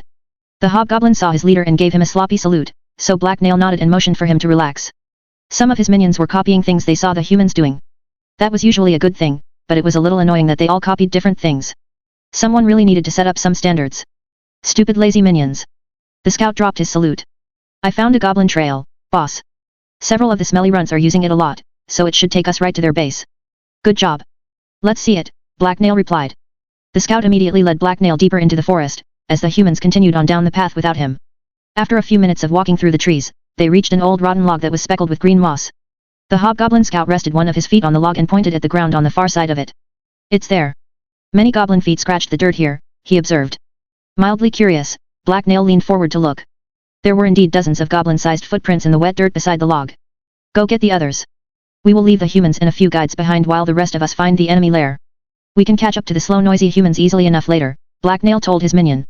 The hobgoblin nodded and ran off. While he waited for him to return, Black Nail searched the area. When he failed to find anything of interest, he sat down on the log and rested his feet. It took a few minutes for his minions to arrive. With Scamp at their lead they trudged through the woods and joined him. There were 20 of them in total, which was probably more than enough to deal with some feral hobgoblins. In fact, it was probably massive overkill. Black Nail could probably handle it by himself, but a show of force was always useful when you were dealing with hobgoblins. Confident in his power, Black Nail didn't send out minions to clear the way of any goblins that might detect his party's approach. It was almost better for him if the enemy forces gathered, so he could deal with them all at once, and it was unlikely that any feral tribe of goblins that contained multiple hobgoblins would run from a challenge. Their leaders couldn't afford to look weak. After about half an hour of hiking, the goblin tracks grew more plentiful and fresher. There were also some larger prints that had clearly been made by a hobgoblin. Black Nail smiled to himself as he stopped for a second to study them. They were definitely headed in the right direction and would soon find their target. Indeed, after just a few more minutes, Black Nail's party stumbled out into a huge clearing that was obviously occupied. The trees had given way to a wide field full of short grass that was hundreds of feet across, and nestled between a tall hill and a large creek. It was a very inviting scene, but the truly eye-catching thing was the obviously artificial parts. 6 small buildings stood in the middle of the clearing. They were primitive things, similar to the bark and branch huts Gob had first built, but they were far more than Black Nail had been expecting to find. Around the huts, the goblins had built barricades of wooden spikes that had been tied together. They were full of holes and didn't block off every way into the village, but they would definitely hamper and annoy any beasts that tried to hunt down the goblins within. The goblins would also be able to dive through them to avoid and outmaneuver predators. Actually, as Black Nail looked back at the huts, he noticed that they all had sharpened stakes sticking out in a lot of places, and they didn't have doors. Instead, the huts could only be entered through tunnels in the ground. I don't see any of the goblins that live here, Scamp observed as he looked around. After scanning the village he studied the forest around them, as if looking for an ambush. They probably ran away and hid the second they saw our glorious and handsome master, Hera replied. She sounded proud of herself for some reason. Black Nail scratched his nose. If they are inside the huts then it will be very annoying to get them out. Going in through the tunnels would be stupid. They'd just stomp us to death one at a time, so we'd need to cut through the walls. Just challenge them. If their leaders don't come out all the goblins will know they're cowards, another hobgoblin remarked. That's not a bad idea.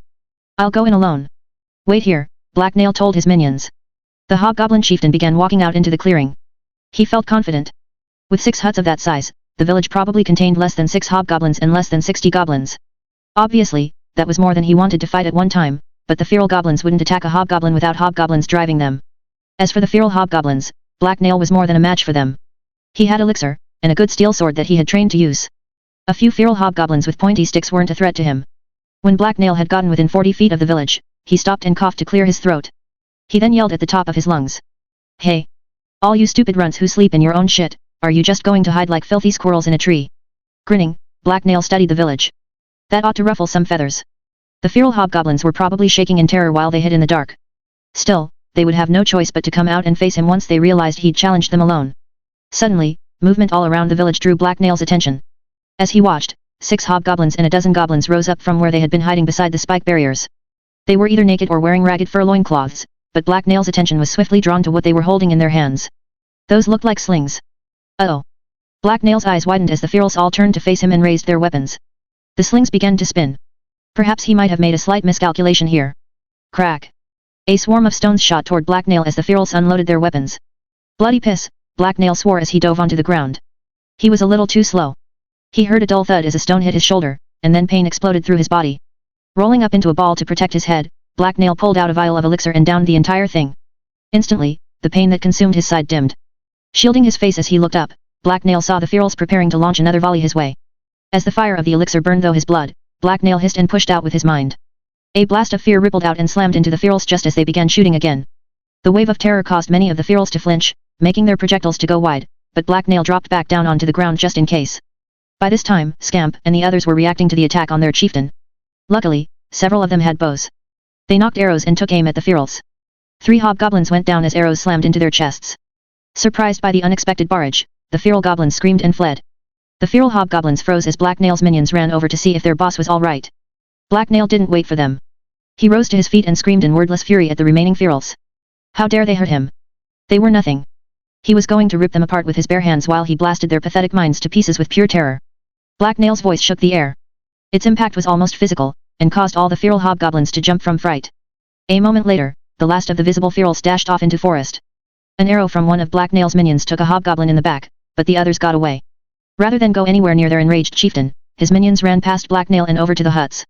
However, since they were lacking orders and didn't know what to do with themselves, the hobgoblins stopped and held their ground once they had actually reached the goblin village. Glaring malevolently, but gradually cooling off, Black Nail stomped over to join them. It was vengeance time. Eyeing his boss warily, Scamp spoke up first. What do you want us to do now? I think we won. Yay, great job boss. You were a very brave and incredibly skilled decoy. We are all in awe of your magnificence, another minion added, which earned him a glare. Thank you. It was all part of my plan, Black Nail told his minions. Now I order you kill every feral hobgoblin you find, and make it hurt. Even her. Scamp asked as he pointed behind Black Nail. Black Nail looked over to see a hobgoblin emerge from one of the tunnels that led into the huts. She immediately raised her hands in gesture of surrender, and her sex was obvious since she wasn't wearing anything but a loincloth. Hobgoblin females had much smaller breasts than humans, but they could still easily be told apart from males. All right, maybe not her, Black Nail replied as he carefully studied the newcomer. He was still mad, but now other feelings were starting to build within him. To Forgotten Places 6. The female hobgoblin didn't appear to be afraid of Black Nail and his minions. That was a little surprising since they had just finished slaughtering a large part of her community. She regarded each hobgoblin calmly before orienting on Black Nail and walking over to him. With sword still in hand, Black Nail watched her warily. It was interesting, if unsurprising, that she had instantly figured out that he was the leader. She must have been affected by his inspiring aura of command. After pulling his eyes away from the female's chest, Black Nail studied the rest of her. She was of average height for a hobgoblin, but her body was noticeably curvy, especially around the hips. Her long black hair had been tied back in a ponytail, and Black Nail noticed some subtle lines around her eyes. Hey, he'd assumed that she was young, but that didn't appear to be the case. In fact, she was probably the oldest hobgoblin he'd ever met. Although, that wasn't hard. Feral hobgoblins rarely lived more than a few years as far as Black Nail could tell, and this female was still more than young enough to be attractive looking. It was simply a mature beauty, not unlike a certain woman that Black Nail wasn't going to think about. As Black Nail was purging his mind of awkward thoughts, the female hobgoblin stopped in front of him and made a series of undecipherable squeaks. It was rather cute sounding, but meant nothing to Black Nail at all. Right, there is no way you speak human, Black Nail observed before sighing in frustration. He turned to his minions. Did any of you understand that? A young hobgoblin that Black Nail had never bothered to learn the name of raised his hand. I got a little of it. It's not so different from the old tribe speak. What did she say? The hobgoblin glanced between Black Nail and the feral female. She is surrendering to you, and she thinks you are handsome. Well, she isn't blind, Black Nail huffed in reply. Ask her who was in charge of this place. Black Nail's minion nodded and said a few guttural words to the feral female. She nodded and spoke a few quick sentences back. The hobgoblin minion frowned and then turned to Black Nail. She says there was no real leader. The males fought, and she tried to keep everyone from killing each other. Black Nail considered this. He could sort of see this goblin settlement working that way, although he was suspicious that this female was leaving something out. This was the first time he had encountered multiple feral hobgoblins living together, and there had to be a reason for that. I don't think she is being completely honest, Black Nail mused aloud. Yes, she is lying. She has a no good liar's face, Hera remarked angrily as she walked up beside Black Nail and glared at the newcomer. The feral female had been maintaining a pleasant smile, but as she noticed Hera, a displeased scowl appeared on her face. The expression vanished a moment later, but Black Nail noted it with interest, and it unleashed a chain of thoughts in his mind. That was the look of someone who was used to getting their own way. It seemed likely that this female had been the settlement's true ruler, and that she had played all the male hobgoblins against each other, while simultaneously enticing them so that they didn't wander off. Black Nail had some personal experience with that sort of female behavior. She was definitely smarter than her male compatriots anyway, since she wasn't dead or fleeing for her life. But what should we do with her? Black Nail mused aloud. Kill her like the males, Hera immediately responded. She will just cause problems. She might know something important, Scamp suggested with a shrug. Like what? She's a feral, Black Nail countered. His tribe was better than hers in every way. Hera grimaced before reluctantly speaking up. Ask her why there are so few female hobgoblins. Why that? Black Nail asked Hera. He'd wondered about the same thing before, but the question had sort of come out of nowhere. I'm just curious if she knows. Kida asked me about it, but no one knew the answer. Shrugging, Black Nail told his minion to pass the question on, which he promptly did. The feral female seemed to consider the query for a few moments before replying. However, her words seemed to confuse the translator, because he scratched his head in a puzzled way. Something about small goblins. Oh, I get it. She says babies get in the way, the translator explained.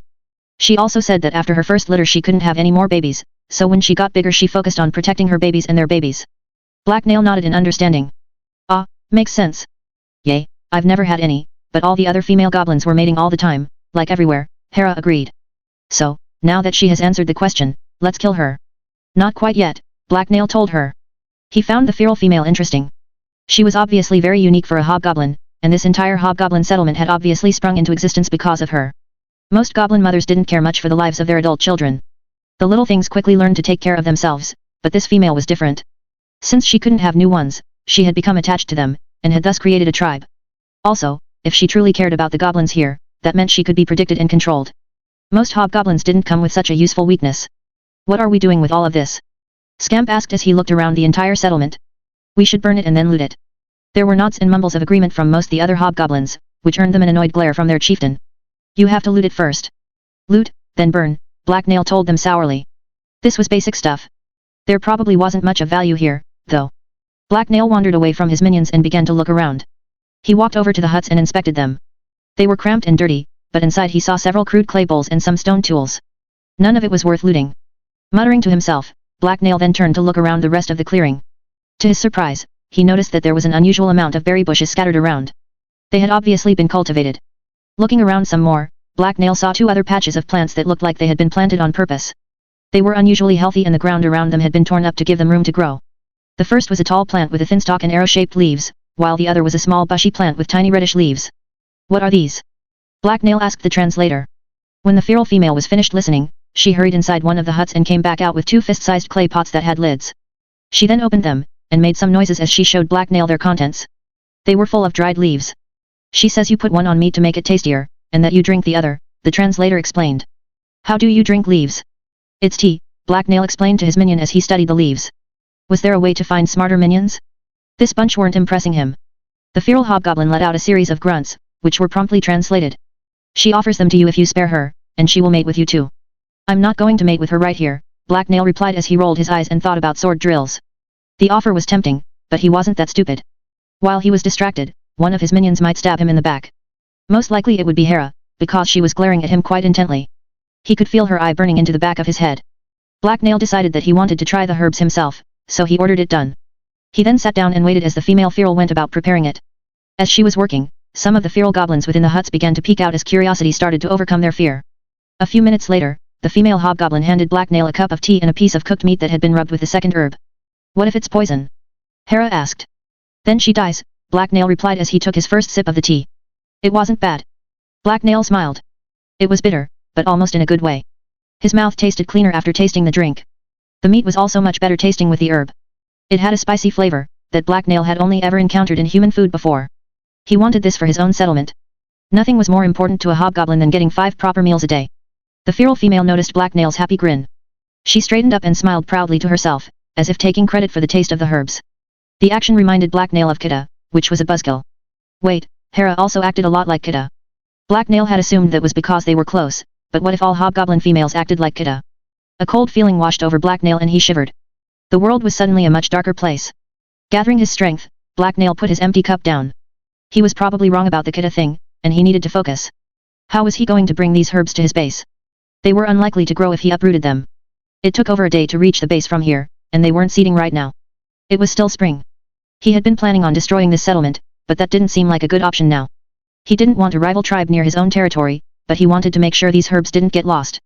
It looked like he would have to keep the place intact, at least until he got the herbs growing in the fields over by his own settlement. The female feral would have to be spared as well. Of course, there were some other advantages to not burning the whole feral village down. It would prevent all the goblins in this area from migrating to Black Nail's settlement, which is what they would undoubtedly do if the village was destroyed. The bloody pests would move in en masse and steal his food. There were already too many goblins there. Black Nail didn't want more. I need to leave some minions here to watch the herbs, Black Nail mused as he turned to study his minions. Obviously, he couldn't leave these ferals here alone. The problem was that if he left some of his minions here to rule over the place they might betray him.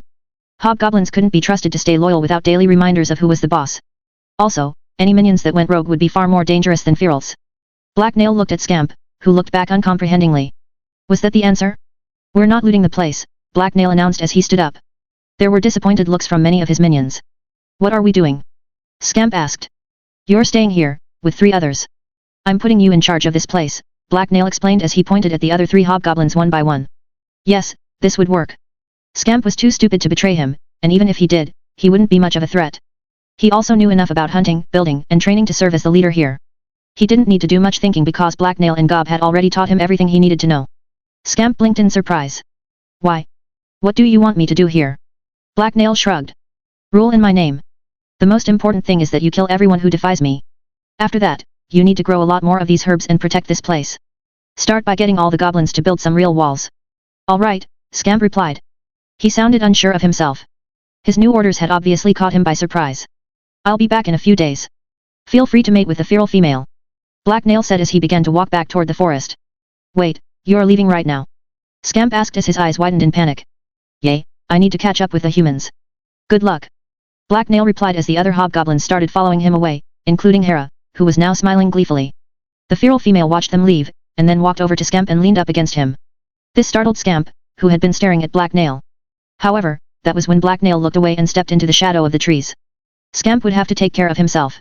He would probably live until Black Nail sent someone to check on him. Without wasting any more time, Black Nail led the way back over to the trail they had left the humans at. He broke out into a fast jog, since they needed to make up a lot of lost time. However, even at that speed, it was over 2 hours before they caught up. Black Nail jogged up past Eris and the others and over to El City, who was near the front of the column. Oh, you're back. Did you take care of your problem? Illisti asked Black Nail.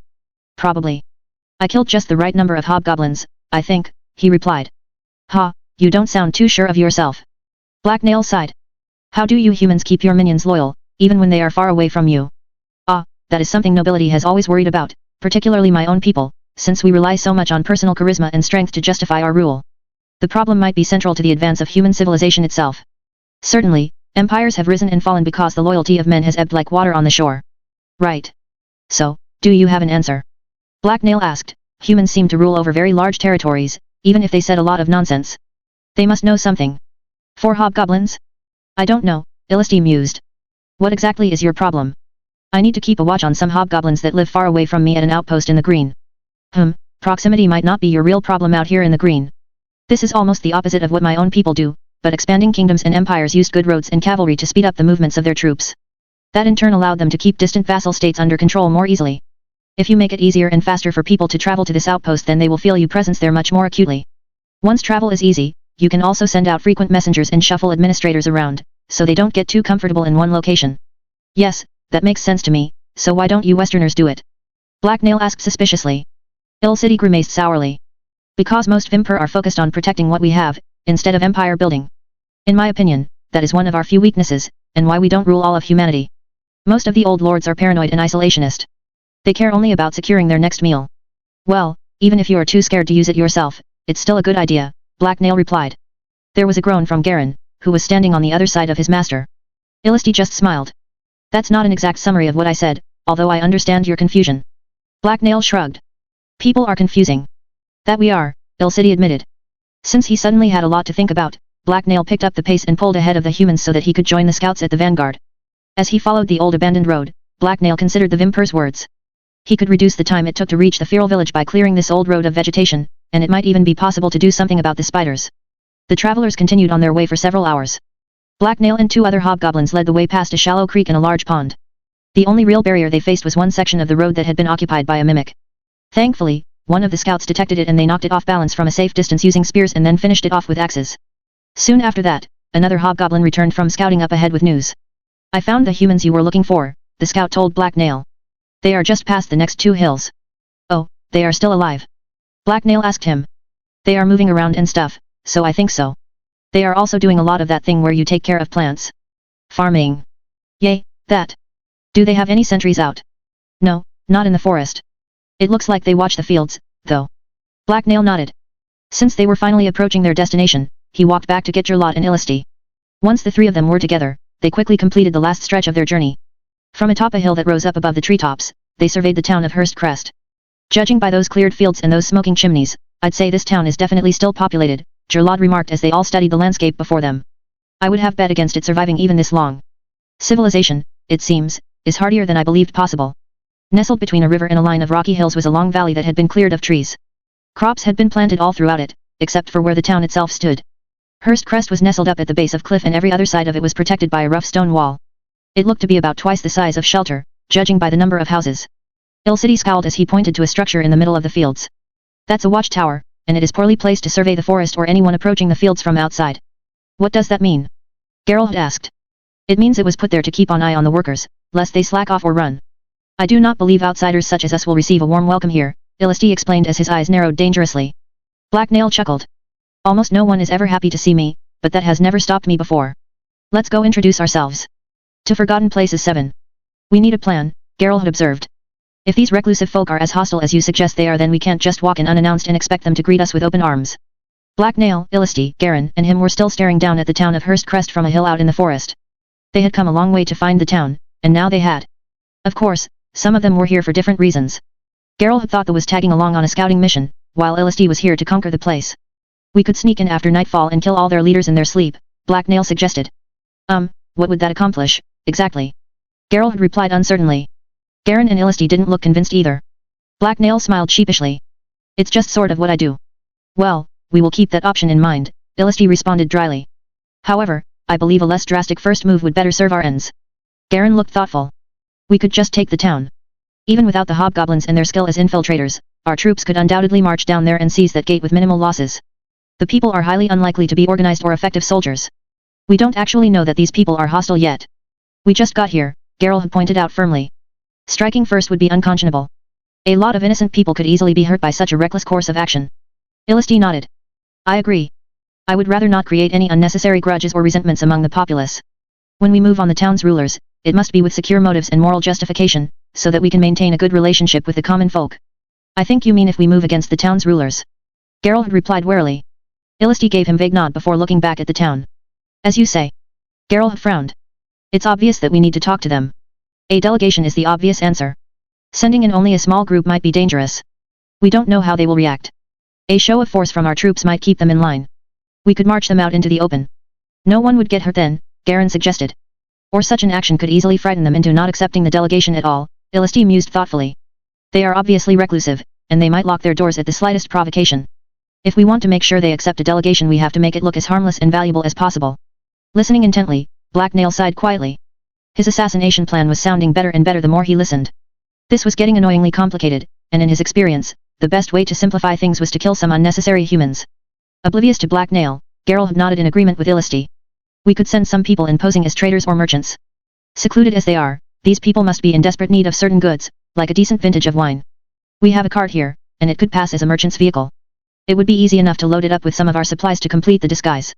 Garen was less enthused by this idea. That doesn't solve the safety problem. We are still sending this delegation into a dangerous situation we can't predict. They will be greatly outnumbered, and their escape route will be cut off. What's to stop these peasants from simply swarming them and taking their cargo? There was silence as everyone considered this problem. How likely is that, do you think? Geralt asked after a few long moments.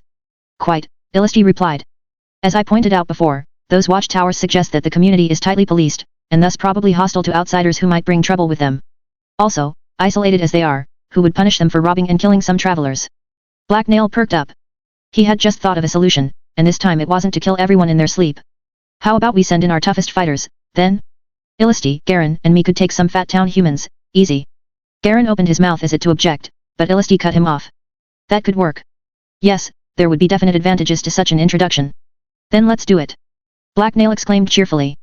This sounded like it was going to be great fun. Unfortunately, while the adults had been talking, Kida had snuck over to listen to their conversation. If you want to bring all the strongest fighters along, I should come too, she announced as she walked up behind Black Nail.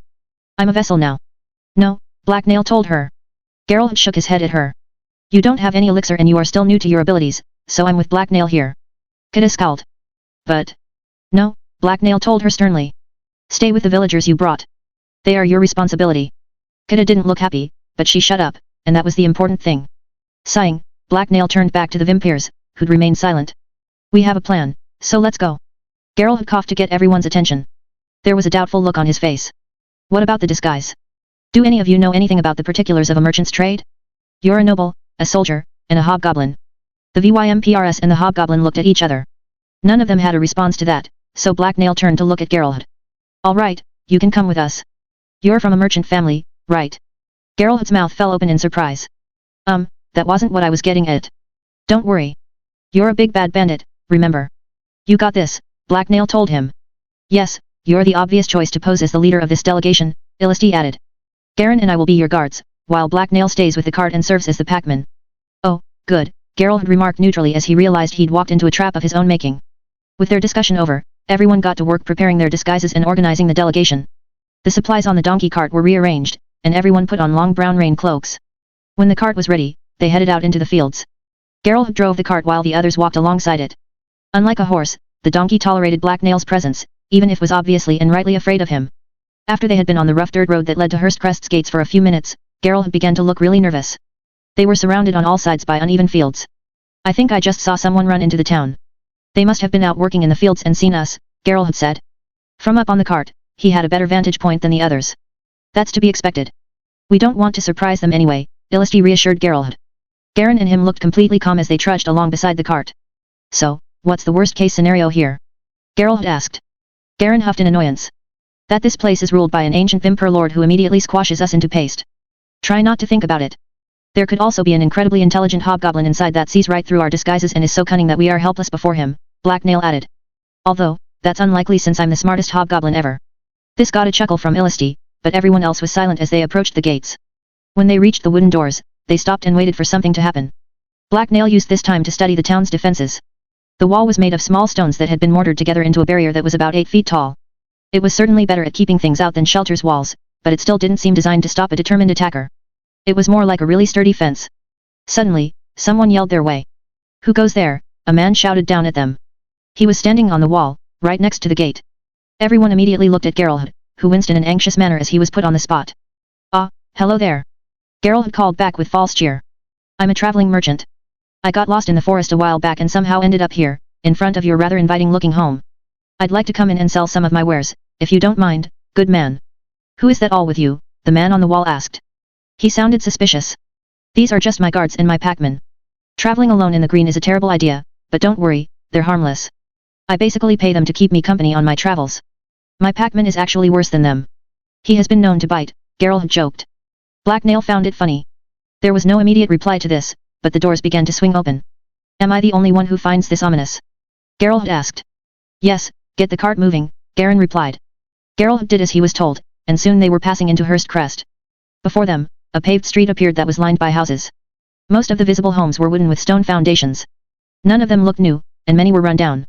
Black Nail thought he saw movement at some of the windows, but the occupants were keeping out of sight. Directly in the cart's path stood a small crowd of 24 men. Black Nail immediately noticed that most of them were of the thuggish variety, and that there wasn't a single visible woman. One man was quite noticeably different from the others. He was shortest, and he was wearing a long purple coat. It stood out, since all the other men had on plain brown clothes. The short man was also standing in the very middle of the group, and he had a jovial smile on his face, while the others were glowering sternly at the newcomers. After snapping the donkey's reins and bringing the cart to a halt, Geralt jumped down and turned to face the man in the purple coat. As per the plan, Black Nail stayed back by the cart, while Garen and Illisti moved to stand behind Geralt in as non-threatening a way as possible. The hobgoblin and the vampires were still wearing their long brown rain cloaks to disguise their more alarming features. Geralt coughed politely to get everyone's attention. Hello there. This is a nice little town you have here. I like the quaint homes.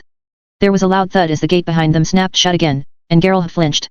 Meanwhile, the man in the purple coat studied Geralt in his cart. You're supposed to be a merchant. It has been a while since any of your ilk chanced upon this valley. It seems the roads aren't as well maintained as they used to be. The short man chuckled briefly as he finished speaking, and his thugs snickered along with him, although Black Nail hadn't found his words to be funny at all. In fact, the thugs didn't seem amused either. All of them looked gaunt and there was a hungry gleam in their eyes. Black Anil studied them carefully. Everything about them reeked of blood and barely constrained violence. Even most of the bandits he'd encountered had seemed calmer and friendlier by far. Something was wrong about them, although Black Nail couldn't put his finger on what. Geralt had smiled as neutrally as possible. Yes, I noticed the poor condition of the roads, myself. How astute of you. I sort of stumbled into this place by accident, although there is no reason it can't be a happy accident. I was following a road to the south, when one of my guardsmen spotted a pack of desperate bandits waiting in ambush ahead of us. To evade them, we took a side route off into the green, and thus promptly got completely and utterly lost. Well, the outside world is certainly a treacherous and dangerous place. It's much safer here in Hurst Crest, the man in the coat replied thoughtfully. I can tell from your noble bearing that you're a man of some standing, but you haven't introduced yourself yet. May I humbly ask your name and title? I'm known as Geralt Belsavius. Yes, how silly of me. You are quite correct, stranger. I'm the mayor of this little patch of heaven, and my name is Felsigio Melvaria. I'm pleased to welcome someone with such a discerning eye. Yes, it would please me greatly to sell all my wares here in your wonderful town. Perhaps I could set up a stall or something. The mayor huffed in displeasure. That would be pointless. I'm afraid you won't find very many buyers among the townsfolk. They have little use for money anymore. No, I will browse your goods and personally do all of the purchasing, acting in my capacity as the representative of Hurst Crest, of course. In particular, I'm curious as to whether you have any good wine on you. It has been a while since we've had a decent vintage. The news about the townsfolk lacking money seemed to unsettle Geralt. He couldn't keep a scowl from his face, and he muttered quietly to himself. Greedy little toad. He plans on robbing me in plain daylight. Black Nail wasn't sure why Geralt had cared. They weren't really here as merchants. It was all a rouse. Geralt had sighed and turned to look at the mayor again. Then, perhaps we could discuss accommodations, before getting down to business. I'm sure my servants are looking forward to real beds and the safety of solid walls after so long on the road.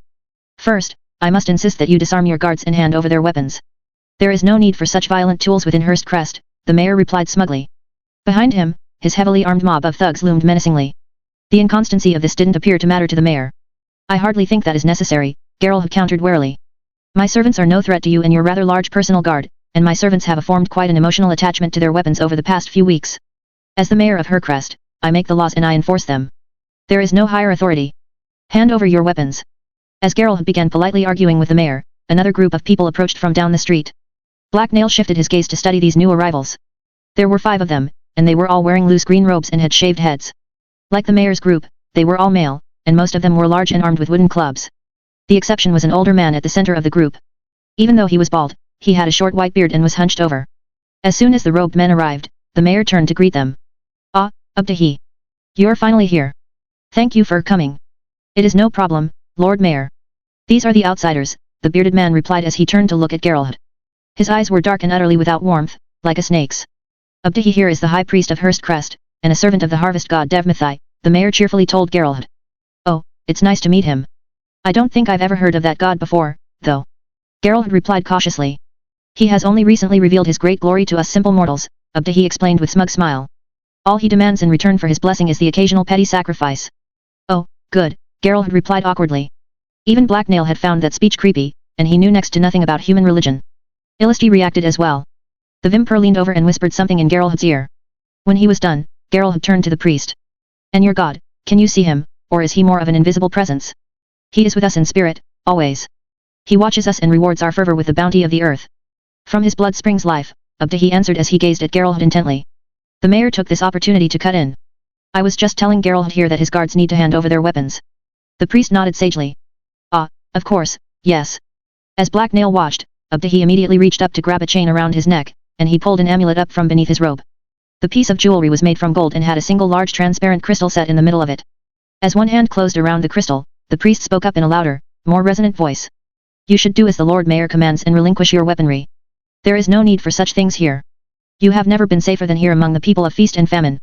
It could have been a trick of the light, but Black Nail thought he saw a subtle light began to twinkle within the heart of the crystal. At the same time, he felt a wave of calm wash over him. Black Nail felt his fears and suspicions fade, but then something within his mind pushed back, hard. Immediately, Black Nail twitched as awareness and anger burned its way out of his skull and into the rest of his body. He had just been attacked by some sort of magic. Yes, I see your point, Geralt said aloud. He sounded confused and suddenly looked unsteady on his feet. I knew you would see reason, the mayor replied with a confident smirk as he began telling Geralt why he needed to disarm his guards. Quickly, Black Nail glanced at Illisti and Garen, who were standing to both sides of Geralt. Thankfully, Illisti looked back to meet his gaze, and the Vampire seemed both unaffected by the magic and very angry. There was a grim scowl on his face and his red eyes were practically glowing. Seeing that Black Nail was still alert, he motioned for the hobgoblin to come closer. Cautiously, as to not draw any attention, Black Nail slowly walked behind Illisti. When he got there, Illisti spoke up without looking his way. That priest is some sort of wise man, and he has assaulted us with some sort of mind-numbing sorcery. That's reason enough for us to consider the rules of hospitality violated. So, what do you want to do? Black Nail whispered back. Violence seems like the appropriate response. Garen will take the priest. Support me when I go after the mayor, Illisti answered. To Forgotten Places 8. Geralt gave Abdihi a friendly smile. Yes, you all seem like such nice people. There is no reason we need our weapons among friends like you. This was a rather weird thing for him to say, since he had just met the man, and had absolutely no reason to trust him. Not only were the priest and the mayor super creepy, but they were surrounded by armed thugs that looked almost feral. Just have your servants throw them on the ground between us, the mayor told Geralt, as both he and the priest looked smug. Still grinning, Geralt nodded and turned to Illisti. Let's do as he says. A groan escaped from within Black Nail. He understood that Geralt's normally naive mind was under the effect of magic, but this was still incredibly pathetic and obviously suicidal. After a moment of silence, Illisti coughed to clear his throat and then spoke calmly and clearly. No, I don't think that is a good idea. Let's take their weapons instead. Before anyone had time to respond, Illisti threw off his cape to reveal his burning red eyes and chainmail armor. Then, with startling speed, he drew his long sword and lunged toward the mayor. The Vampire Lord moved so quickly that he seemed to fly across the ground, but that didn't stop Garen and Black Nail from being right behind him. They were both incredibly fast as well. Caught off guard, the first few thugs went down hard in a spray of blood as Illisti cut them apart. Meanwhile, Garen veered off to the side and rushed toward the priest. He cut open one man's belly and stabbed another through the stomach before Black Nail caught up.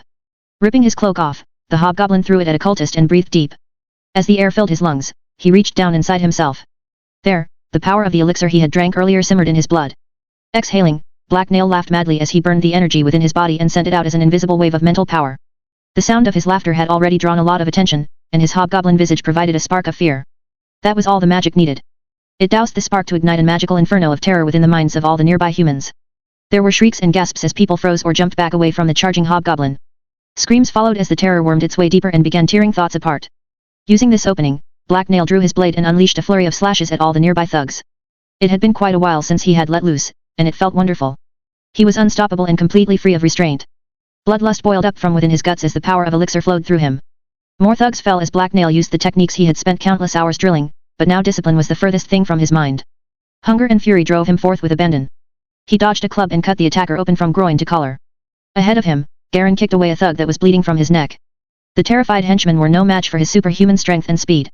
Now, there was no one between him and Abdihi, so the Vampire stepped forward to grab the priest, while Black Nail moved to take down the last two robed thugs. Pale with fear, Abdihi finally reacted. The bearded priest raised the amulet he was still clutching and grunted with effort as he unleashed its full power. As Black Nail dodged a hasty and off-balance blow from a club, he felt a new sensation tear its way through his mind and body. Like a wave of intensely cold water, the mental force froze everything it touched, deadening thoughts and emotions. Black Nail felt his fury wither and then shatter into nothing. Light became darkness. Halfway through a swing of his sword, he suddenly let it go. The blade flew off to the side as Black Nail's arms went slack, and he came to a complete stop. Suddenly, nothing seemed important. Even thinking was pointless. He was nothing. Around the hobgoblin, all the remaining thugs and the mayor were hit even harder. They dropped to ground as they lost the will to stand up. Geralt had tottered for a moment and then fell as well. Similar to Black Nail, Illisti and Garen stumbled and dropped their weapons. As Abdihi jumped back and dashed away down the street, the vampires just gazed straight ahead with dazed expressions. Seconds ticked by without anyone moving. It was only after almost half a minute had passed that the stunned combatants began to shake off the effects of the magic. Black Nail blinked and watched Illisti slowly reach down to pick up his fallen sword. That may have well have been the most uncomfortable thing I have ever experienced, and I've been set on fire, twice, the vampire growled. Black Nail blinked some more. My head is cold and alone. Why am I here? Garen shuddered and took a step forward. Ugh, I'm sorry, Lord. I failed to get to the wise men in time. Illisti shook his head. You did not fail me. I set you an impossible task. You didn't have the time necessary to stop him from using the amulet. A single moment was all he needed, and I planned for that. However, I didn't guess that his magic would be quite so horrible. Do you want me to go after him? Garen asked as Illisti looked over all the fallen humans. Black Nail took a moment to stare at his hands. He felt hollow, although the sensation was slowly fading. He could move, but with no immediate threats around, he didn't really feel like it. Yes, pursue the wise man, and take the hobgoblin with you, Illisti replied as he walked over to the fallen mayor. I have plans for the unworthy leader of this settlement, and someone should stay with our friend Geralt. Garen threw him a quick salute. At once, Lord. The Vampire Knight then walked over to Black Nail and met his gaze. Are you all right? The hobgoblin stared back. Yes. I'll follow you since I don't have anything better to do. Sighing, Garen poked Black Nail's shoulder. I need you to track which way he went. Oh, right, the hobgoblin replied as walked over to where he had been standing and sniffed the air a few times. The movement helped Black Nail shake off some more of the magical numbness, so he immediately began running after the priest. Garen followed right behind him, and they ran down the empty street. There were plenty of houses, but there wasn't a single person in sight. Black Nail thought he saw a terrified face peeking out of a window, but when he turned to get a better look at it, all he saw was an empty window. It was odd how empty this town was. He would have thought it was abandoned, except for how well maintained most of it was. There weren't even any screams, which was very unusual for any place Black Nail was visiting. Silence reigned across the whole town. Following the scent of the bald old priest, Black Nail and Garen ran through a pair of tight alleys and down 3 wide streets. There was a noticeable lack of any sign of activity in the streets. They were clean, but Black Nail didn't see any colorful signs, stalls, litter, or any other evidence that people ever gathered outside. Even most the shops he saw were closed and boarded up, as if they hadn't been used in a long time. Putting these oddities out of mind, Black Nail concentrated on tracking Abdihi's scent. A few minutes later, he found himself on the far side of the town, next to the cliff. Houses had given way to rundown warehouses and mine shafts. Is he trying to hide in a tunnel? Garen guessed. It smells like he went to that building, Black Nail remarked as he pointed to the structure in question. It looked like some sort of temple. Its walls were made of thick stone blocks, its front was decorated by a row of smooth stone columns, and it had a long triangular roof. Yep, it looked exactly like a temple. Although, oddly enough, the entire thing had been built so that it backed up against the face of the cliff. Yes, that does seem like the sort of place a false priest of a false god would run, Garen observed disdainfully. Black Nail nodded in agreement. Together, Garen and him approached the entrance to the temple. It had wide double doors made from wood. Deciding to play it safe, Black Nail pulled one of them open as Garen covered him. As the door swung open, the dark interior was flooded with light, revealing a long room with a raised altar at the back. A myriad collection of rugs and blankets covered most of the floor, but there was no sign of any people. After pushing the other door open to get more light, Black Nail walked into the chamber, and sniffed irritably as the heavy reek of burnt incense assaulted his nose. Seeing no danger, Garen and him took the path through the center of the room that avoided all the mats. As they approached the altar, the scent of human blood began to edge out the smell of the incense, and the source was obvious. The altar ahead of them was made of grey stone and its top was perfectly flat. It was also about the right size for a human adult to lay down on, which didn't seem to be a coincidence. The entire thing was covered in dark red blood stains. Garen scowled in distaste as he looked the altar over. Disgusting. What does this false priest hope to accomplish by doing such heinous acts? Sensing that Garen didn't actually want him to answer the question, Black Nail just shrugged. The Vampire also wasn't in the best position to criticize other people about that sort of thing. Black Nail was pretty sure he drank people's blood and carried dead bodies around, but Black Nail wasn't one to judge. Turning away, the hobgoblin sniffed the air again. Smelling his prey, he examined the green tapestry that hung behind the altar. As he pulled the tapestry aside, a dark natural cavern was revealed. It led deep into the rock, and judging from the wooden supports someone had built to hold the roof up, it had probably been a mine at some point. Do you happen to have a lamp? Garen asked Black Nail as he peeked over his shoulder. Black Nail didn't have a light on him, so the pair were forced to search for one. Eventually, Garen found one in the warehouse next door, but not before a quarter of an hour had passed. This passage had better not just curve around and lead back outside, Garen grumbled as he stepped into the mine shaft. To shield his eyes from the light of the lamp, Black Nail moved in front of him. His sword was out, and he was ready for anything as he began walking forward. Garen followed after him, and the light from the lamp he was holding up shone over the rough cavern walls, casting shadows everywhere. Ever been deep underground? Black Nail whispered as he snuck a glance back at the Vampire. No, Garen replied tersely. He seemed a little on edge. I have. It's even more dangerous than the green. Lots of monsters down here that sting or bite people, Black Nail explained as he studied the roof overhead. Sometimes critters like to hang among the stalactites. So, I hear, but I'm more worried about the priest. This is a mineshaft, not part of the dark roads. As Black Nail and Garen walked around a curve in the passage, a light appeared up ahead of them. It was faint, but it could clearly be seen shining out of a side passage. Garen nodded at Black Nail, and they both quietly moved to investigate it. When they reached the lit opening, Black Nail slowly leaned over and peered into it. There was a natural cavern on the other side. It was vaguely roundish and about half the size of the temple they had just left. The light was coming from a lamp that had been placed on the floor, and by its illumination, Black Nail could see Abdahi. The priest was standing over by a table in a large cage that had been placed on the far wall of the cavern. There was a dark shape lurking at the back of the cage, but Black Nail couldn't make it out. Over a bit, there was also a pair of barrels next to a simple-looking wooden shrine. A soft green glow could be seen escaping from behind the shrine's closed doors. Black Nail had no idea what was going on there, but it probably wasn't good. Putting his lamp down by the opening, Garen stepped past Black Nail and went inside. Moving quickly but stealthily, the Vampire stalked toward the priest's turned back. Shrugging, Black Nail crept after him. Garen was apparently in a hurry. After they had properly entered the room, Black Nail noticed some new details. Most importantly, there was a large crevice in the center of the chamber. The crack in the floor was too thin for a human to climb down into, but it was about 10 feet wide. As Black Nail tiptoed forward, light glinted off several small shapes within it. Were those crystals? Just then, Garen's foot hit a loose piece of rock, and sent it clattering away. With the cave so dark and full of shadows, the small rock had been next to impossible to see. However, it was more than large enough to create an almost impossible to miss echo in the silent cavern. Black Nail tensed up and quickly glanced toward their target. They hadn't even gotten halfway to him yet. Immediately, Abdahi spun around. There was a shocked look on his face, and there was a crystal in his hand as he held it out toward the intruders. No, I'm not ready. How did you find me? You stink, Black Nail explained helpfully as he came to stop. Garen stopped as well. Drop the magic stone, priest. It won't save you from us. I don't think so. Make one more step and I'll blast you into oblivion. This isn't the same power as before. It is a new gift from my mighty god, Abdahi replied reverently as he backed up toward the cages. Warily, Black Nail examined the crystal in the priest's hand. It was hard to tell in the dim light, but it did look smaller and it did seem to have a purple cast to it. Wait, it was new? Black Nail didn't see any of the usual mage equipment around. Oh, had this priest just picked the crystal out of the crevice in the floor? And was that dried blood he saw next to the crevice? Had this complete idiot been pouring human blood down there? Black Nail wasn't a mage, but he knew there was no way that was anything like safe. It was perhaps the dumbest thing Black Nail had ever heard of, let alone seen. Carefully, Black Nail nudged Garen with his elbow. I think the priest's new magic stone grew here in this cave. There is a shiny crack in the floor over there. I'm not familiar with the secrets of the Wiseman, what does that mean? Garen replied quietly as he looked toward the crevice. It means that rock is very super dangerous, but even more dangerous than that to the priest. He probably doesn't even know what it does. So, it could do nothing. Garen asked as he studied the priest with narrowed eyes. Black Nail grimaced. Not likely. I have seen mages work and do magic quite a few times. If he uses that thing, he will probably either melt into goo or kill us all with a funny-colored explosion that smells like dewberries.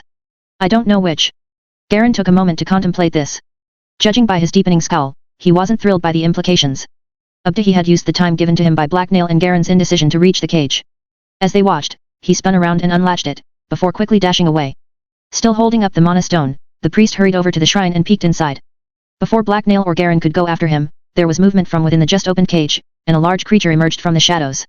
Black Nail drew his weapon as the beast stepped out the cage and looked around. Garen groaned in disbelief and disgust as he pulled out his sword. Is that a giant mutant rat? Black Nail grimaced. That was definitely what it looked like to him. The creature was almost the size of a donkey, and probably weighed more than a hobgoblin. It had slick black fur and a long tail that trailed behind it like a pale worm. Its purple eyes seemed to glow in the darkness of the cavern as it focused its attention on Black Nail and Garen. Viciously, the rat rose up on its hindquarters and hissed at the intruders. The beast's snarl revealed two huge fangs and countless smaller needle-like teeth behind them, and now that it was standing up, Black Nail could see that there was an iron collar around its neck. Hey, that's a new record, Black Nail mused. He'd seen a lot of large rats before, especially during the goblin rat wars of his youth, but this was the biggest. From next to the barrels, Abdahi began yelling furiously. Spittle flew out of his mouth as he shouted. This is the herald of Devmathai. It will unleash the fury of the great god against you without mercy, and soon the Lord himself will appear. Only doom awaits sinners and unbelievers. Those who do not bow before him will know the damning touch of famine and ruin. As he spoke, the vicious mutant stared at Black Nail and Garen with purple eyes that reflected barely contained hunger and rage, and the green glow within the shrine intensified. To Forgotten Places 9. It's a giant rat, Garen growled as he eyed the creature warily. It may have been a rodent, but it was more than large enough to be dangerous, and it was no normal animal. Underestimating any sort of mutant was stupid. You never knew what they were capable of. It is a divine being, and your doom. Abdahi screamed fervently. What was he doing beside that glowing barrel? Black Nail didn't like it. We should kill this mutant quickly. The priest is up to something, Black Nail told Garen. Agreed, delay does not suit our purposes. Let us attack. Garen replied as he raised his weapon and stepped forward.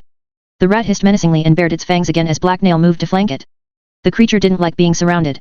Its hackles rose as it watched both its opponents, and its eyes shone with bestial rage. I wish I had a spear, Garen muttered. He seemed to be having difficulty deciding on the best way to attack the beast. The rat solved his problem for him. With a furious hiss it threw itself at Garen. The Vimper reacted quickly, but the rat was faster than it looked. It came in under his blade and barreled into him, knocking him over and disarming him. He hit the floor with a thud but wasn't stunned. Instead, he immediately began punching the creature in the face repeatedly, as he tried to throw it off. The rat reacted by biting down on one of his arms and scratching at the Vimper's face with its claws. Garen screamed in pain and rage, but he kept using his free arm to punch the rat and try to knock it loose. Fortunately for Garen, he had an ally. Black Nail lunged forward and stabbed the creature's side with his sword. The blade sank into flesh almost to the hilt, and the rat screeched. This meant it let go of Garen's arm, so Black Nail took the opportunity to kick the creature as hard as he could. His boot hit with enough force to send the rat rolling away and free Garen. "Thank you for your aid," the Vimper said as he quickly picked up his sword and jumped to his feet. He didn't seem to be too badly injured.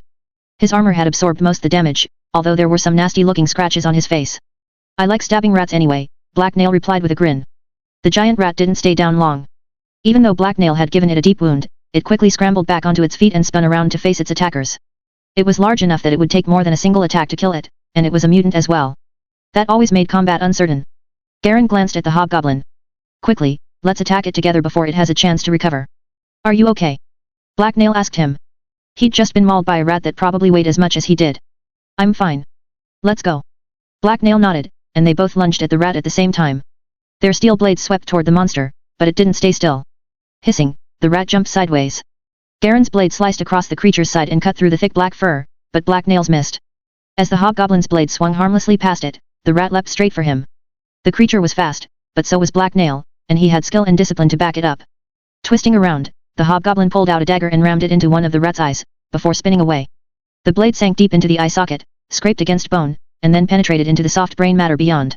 Shrieking in pain, the rat trembled, and its back legs gave out, causing it to stumble and fall onto the stone floor of the cave. That was when Garen lunged forward and decapitated the beast with a swing of his sword. The blade sliced through the air and cleaved the rat's head from its body with a single strike. Thick black blood splashed against the rocks as the body tottered over. A moment later, the head hit the ground with a wet thud. "Should I take a trophy?" Black Nail mused as he walked over to pull his knife out of the creature's eye. A rat tooth necklace might look dashing. Meanwhile, Garen was already striding over toward Abdihi. The priest was still standing near the shrine. During the fight, he'd continuously glanced back and forth between the fighters and the shrine. "Put the mana stone down and we won't kill you," Garen told the priest. He was undoubtedly lying. At his words, Abdihi hesitated for a second. He seemed uncertain of what to do next, so he nervously glanced back at the shrine. At that moment, the green glow within the shrine's confines flickered and grew brighter. In response, the tension seemed to flow out of Abdihi. He reached down and carefully placed the crystal he'd been holding up on the ground. "All right, good," Garen remarked in surprise as he slowed his approach. Ahead of him, Abdihi suddenly stepped over to the shrine and threw open its small ceremonial doors. This revealed the source of the light. It was a round crystal on a cushion. The priest wasted no time. Hurriedly, he grabbed it and moved to place the chasm in the floor between him and his assailants. "Less good," Garen grunted sourly. Abdihi sneered at him and raised this new glowing crystal high. "You may have defeated the herald, but that means nothing. You have simply prolonged your suffering, instead of accepting Devmathai's mercy, fools. The great god's power remains endless and undiminished by your pathetic struggles. You have simply earned his ire. Now, he comes, and you will be devoured. Your time is nigh." Black Nail really wasn't liking where this was going, and his suspicions were confirmed a second later when the ground beneath his feet shivered ever so slightly. Instantly, the tiny hairs on the back of Black Nail's neck stood straight up. Every instinct he had was telling him that something bad was about to happen. As Black Nail readied himself, Abdihi tipped over a barrel, and dozens of cabbages rolled out. What? Why cabbages? Never mind, they were probably just a distraction. Black Nail turned his attention back to the priest. Garen also sensed danger, although it was rather hard to miss at this point. Throwing caution to the wind, the Vimper sprinted straight for Abdihi. The width of the chasm was the only thing between him and priest, and after putting on a burst of speed, Garen launched himself right over it. Right before Garen's blade could come down and slash Abdihi, something burst out of the chasm below him and knocked him aside. The Vimper was thrown against the cave wall next to the now empty shrine. He hit it with a thud and then fell down on top of the tipped-over barrel and amongst the spilt cabbages. Black Nail winced. At least the vegetables were soft. Focusing, Black Nail stared at the thing that had come up from the crack in the floor and assaulted his ally. It was hard to see in the dark, since it seemed to reflect the green light that was radiating from the crystal Abdihi was holding. Was it some sort of limb or tail? Actually, it looked transparent, and as Black Nail watched, the thing's shape flexed and expanded in a way flesh couldn't. Wait, was that slime? It was. Abdihi began laughing as another wave of transparent slime surged out of the crevice and splashed onto the cave floor. Instead of going soft, it formed itself into a rigid blob. Then, light shone out of the crevice for a moment as another glimmering crystal emerged and floated into the center of the blob. It was smaller, but the crystal was definitely glowing the exact same color as the one Abdihi was holding. Groaning, Garen got back up and quickly retreated away from the slime. He seemed to still be a little dazed and confused. As the ooze chased him, it sucked up all the fallen cabbages and tore them apart. What hit me? Garen asked as he stumbled toward Black Nail. The hobgoblin spared him a glance. Looks like a slime. The priest is controlling it somehow, probably with his glowing rock. It looked like more and more slime was flowing up through the crevice. The blob just kept getting bigger and bigger. How big was this slime? How big did slimes get? Black Nail could easily imagine a truly massive slime living deep under the ground, maybe even city-sized. Yes. You are powerless before my god. Abdahi laughed. His might is without limit, and he is as vast as the oceans. He will devour you as he devours all. Black Nail groaned. The priest was undoubtedly just making fancy noises, and the slime was probably not nearly that big, but it was better to play it safe. More and more slime was seeping up from below. Soon, it might fill the entire cavern. Thinking quickly, Black Nail sheathed his sword and pulled out his sling. After loading it, he spun the weapon and hurled a stone at Abdahi. Instead of dodging, the priest scowled disdainfully and made a dismissive gesture with his free hand. Immediately, a wall of slime rose in front of him and blocked the shot. Rat blood. Black Nail cursed as he stepped back and almost slipped in some rat blood. Unfortunately for him, Abdahi didn't stop there. The priest made another sweeping hand motion, and the blob of slime next to him began to change form. A thick tentacle formed and shot toward Black Nail. The hobgoblin sidestepped it and jumped back. As the tentacle reformed to attack again, Black Nail drew his sword. Just as it moved to lash out at him, Black Nail cut right through the tentacle with a slash of his sword. Immediately, the severed portion collapsed into a pool and began to creep back toward the main blob. You're just delaying the inevitable. Your doom has already been decided, Abdahi yelled at them. He's not wrong, Garen remarked as he stepped up beside the hobgoblin. He was looking better now. We can't remain defensive. We need to take that crystal from him. We should try a coordinated flanking maneuver. Black Nail shook his head. We're not mages. Even if we take the crystal, we can't use it. The slime might still eat us. Then what do you suggest? Running away. This is a very bad place for this fight, and the slime keeps getting bigger. Garen grimaced angrily. I won't run from a false priest and his pet ooze. All right, bye, Black Nail replied as he turned to leave. Garen grabbed the hobgoblin's shoulder to hold him in place. What if we destroy the slime's core? How are you going to do that? It's inside the deepest and stickiest part of the blob. Black Nail replied. You can go swimming if you want, but I like breathing. Garen scowled. Fine, we will perform a defensive withdrawal to lure the slime and the priest after us. That should cause the slime to stretch out and render its core more vulnerable. Sounds good, I'll withdraw first. Black Nail said as he tugged himself free from Vimper's grip. At Abdahi's command, a wave of slime surged toward the pair, forcing them both to stumble back. Next to the priest, the main blob of slime had shrunk as a result of the attack, although more slime was still pouring up from the ground to replenish the fluid that had just been used. Garen's plan just might work. Sighing, Black Nail began to slowly back away from the sludge and toward the exit. He kept his sword up defensively and one eye on Abdahi as he moved. Beside him, Garen was doing the same thing.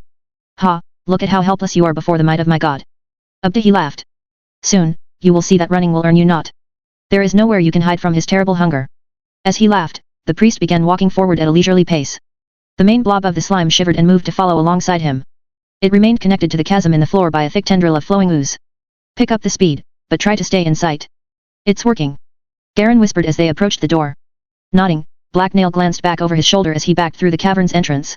He wanted to make sure he wasn't about to walk into a wall or trip some rubble.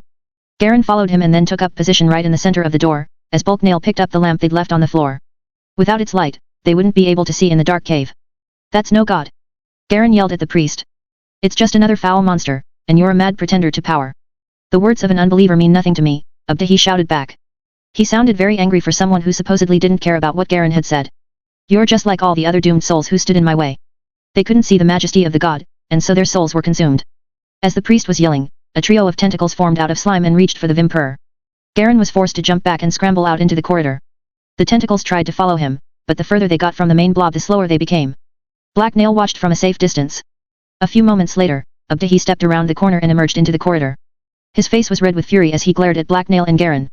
Until the revelation of the great harvest god, no one gave me the proper respect, but I showed them. Everyone who slandered me or refused to bow before the divine was devoured by Devmeshi. He then consumed their families as payment for his blessings and the crops grew bountiful once again. Thanks to me. You're completely insane and a murderous menace to all civilization, Garen replied coldly. And your god smells terrible, Black Nail added. Abdahi's eyes burned with rage as he glared at Black Nail and Garen. Black Nail grinned back. His insult seemed to have hit home. Enough prattle, now you die, the priest hissed as he thrust the glowing monocrystal he was holding forward. Instantly, the blob of slime containing its core rolled into the corridor, and then it exploded forward. A dozen tentacles shot toward the Vimper and the hobgoblin with startling speed. Surprised, Black Nail jumped sideways and cut down the closest slimy appendage. He could only use one arm since he was still holding the lamp. Unfortunately, one of the tentacles he'd dodged swerved at the last second and grabbed his leg. It tugged him off his feet, but as Black Nail fell, he managed to cut himself loose with a slice of his sword. The impact of the fall made the light of the lamp flicker, but it didn't go out. At the same time, Garen was back up, but he quickly noticed the hobgoblin's plight. He dashed forward and unleashed a flurry of attacks against the tentacles that were now turning to grab Black Nail. Slime splashed against the floor as his blade cut through the transparent tendrils. Your god doesn't seem like much to me. It'll have to do better than a few tiny tentacles if it wants to get us, Garen remarked loudly as Black Nail climbed back to his feet. Just die already, you heathen maggots. He screamed. As if in response to his anger, the main body of the slime spasmed for a moment, and then a wave of slime exploded out from it. The churning surge of ooze filled half the confine of the tunnel as it rolled forward with startling force. It was more than large enough to drown both Black Nail and Garen. Now's your chance. Go. Garen yelled urgently to Black Nail as he pointed to the creature's core. Hesitating, Black Nail threw the Vimper an annoyed look. Why was he the one that had to charge in there? It was Garen's plan. Before he could point this out though, the wave of slime threatened to slam into him. Growling in displeasure, Black Nail burned some of the elixir in his blood and put the lamp down. As the power flared up within him, he jumped up and over a corner of the incoming wall of slime. Flipping through the air, he landed safely atop a rock on the other side of the wave. As soon as he'd regained his balance, Black Nail went down into a sprinter's crouch and eyed his target. Next to the now startled, but still red-faced Abdihi, the slime's main body had shrunken noticeably in size.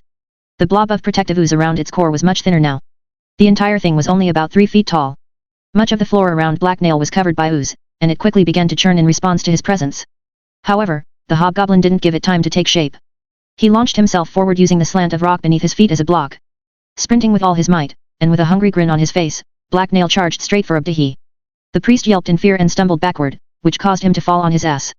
However, the slime reacted as well. 3 new tentacles shot out of the blob to block Black Nail's charge. That was fine with the hobgoblin, though. Kicking off another rock, he swerved out of the way of the tentacles and right toward the blob itself. As he zoomed toward it, he held his sword out like a spear. No.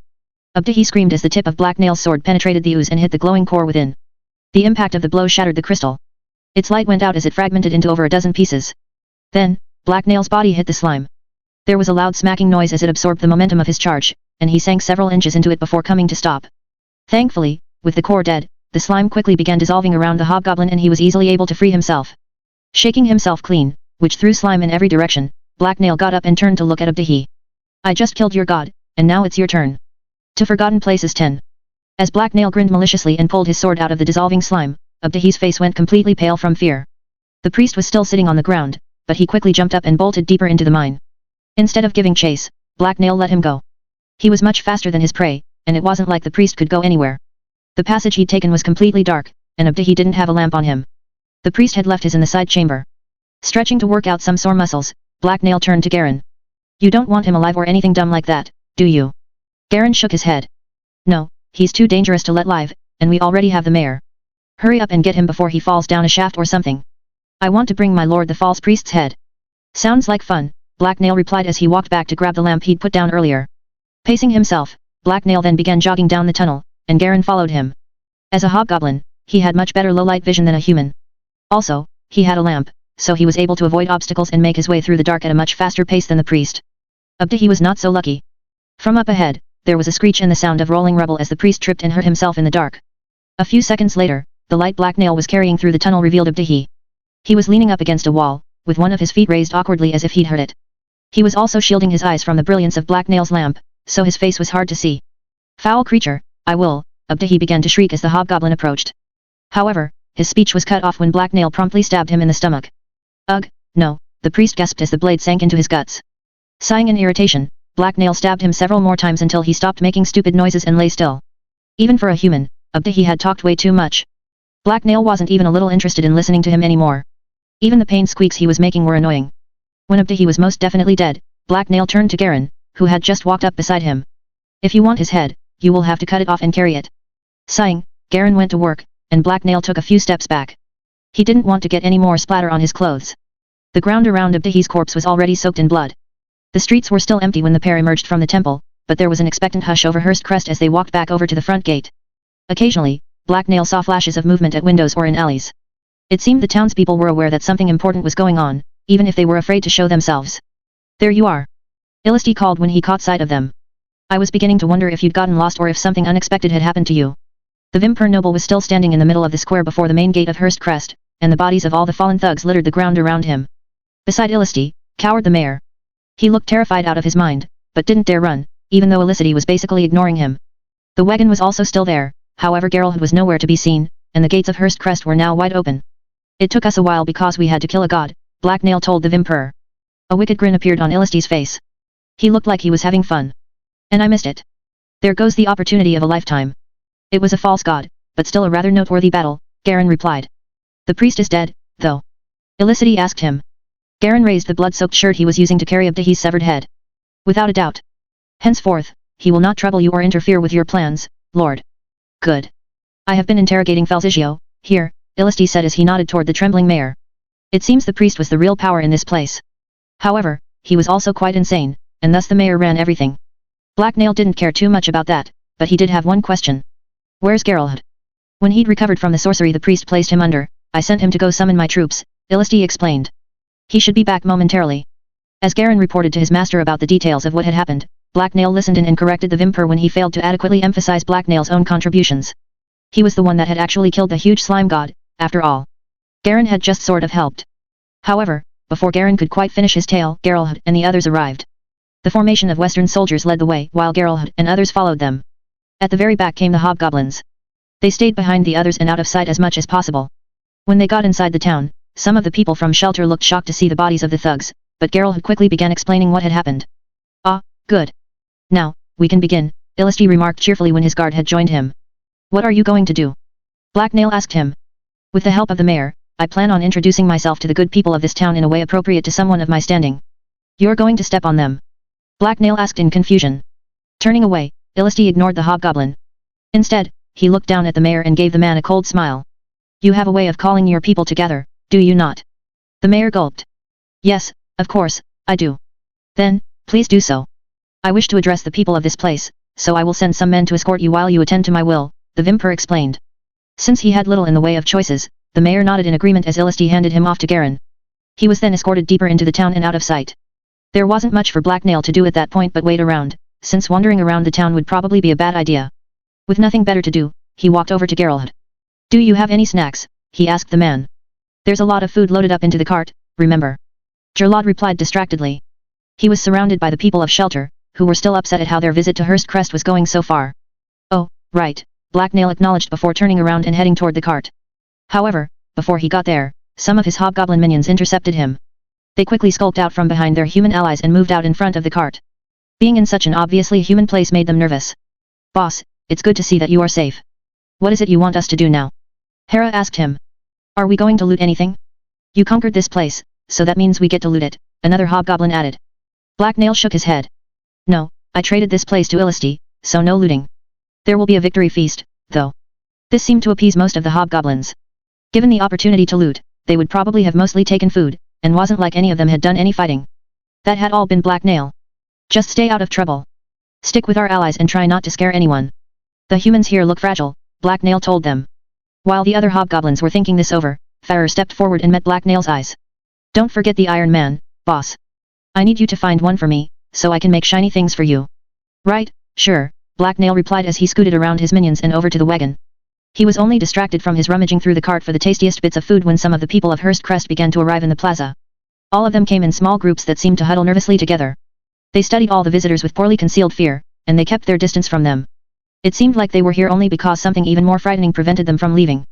Curious, Black Nail turned to study the townsfolk. Both men and women wore simple grey homespun clothes, that looked as faded as everything else in the town. Contrary to his expectations, none of them were fat, despite being lazy town humans. In fact, some of them looked slim even from the perspective of a hobgoblin. The crowd grew larger as more folk arrived. Noticeably, almost all of the people's eyes looked dull and hollow, as if they had been worn down somehow. Black Nail frowned. These townsfolk almost seemed inhuman to him. Their behavior was all wrong. Even the way they held themselves was too meek and fragile. Looking the people over, Black Nail saw a disturbing lack of curiosity and initiative. It was like they were damaged or broken. They seemed to have no ability to imagine anything but the same grinding repetitive fear and pain, even when confronted with a novel situation such as this. Weird. After a few more minutes had passed, the group of armsmen Illisti had sent to escort the mayor returned with him. There was another large group of townsfolk following them meekly. This should be enough people. I'm told the town isn't quite as populated as it used to be, Illisti remarked when the mayor reached his side. Should we set up a perimeter? Garen asked him. Illisti shook his head. I don't believe that will be necessary. I've never seen a people so downtrodden. I rather doubt they could muster the courage to do violence, or that they would be much of a threat. Without wasting any more time, the Vampire noble grabbed the mayor's shoulder and dragged him over to the middle of plaza. There was a quiet hush as everyone watched. At the center of the plaza, Illisti could be seen by everyone. You probably recognize this man as your mayor, the Vampire noble explained as he lifted the surprised man into the air using one arm. It was an impressive feat of strength, and in his dark armor, Illisti's muscular figure looked powerful and dangerous. Today, his reign over this place has ended. He attempted to kill me and my allies just so that he could rob us of a few possessions, and this pathetic act led me to take up arms against him. He was not alone in this egregious assault. He was aided by a priest, a servant of a false god. As Illisti pronounced those last few words, somehow the silence grew deeper. The entire crowd was paying apt attention to him now. The Vampire paused dramatically for a moment before continuing, and lowered the mayor. This priest is dead, and so is false god he pretended to serve. Both lay dead and can no longer harm you. As Illisti finished speaking, Garen unveiled the severed head he was holding and tossed it forward. It landed on an empty patch of ground where almost everyone could see it. Instantly, here were gaps of surprise and disbelief from the crowd. They began to whisper among themselves. Their reactions varied greatly. Some looked hopeful, others angry, and many seemed skeptical. There were even a few that didn't appear to care. They stared ahead with empty eyes. Illisti didn't wait for them to quiet. His booming voice drowned them out as he resumed speaking. As of now, I'm laying claim to this domain. My troops are unchallenged and have complete control of the wall. Know that your lives will improve greatly under my authority. You will not need to fear capricious deities, hungry beasts, or famines brought on by incompetence.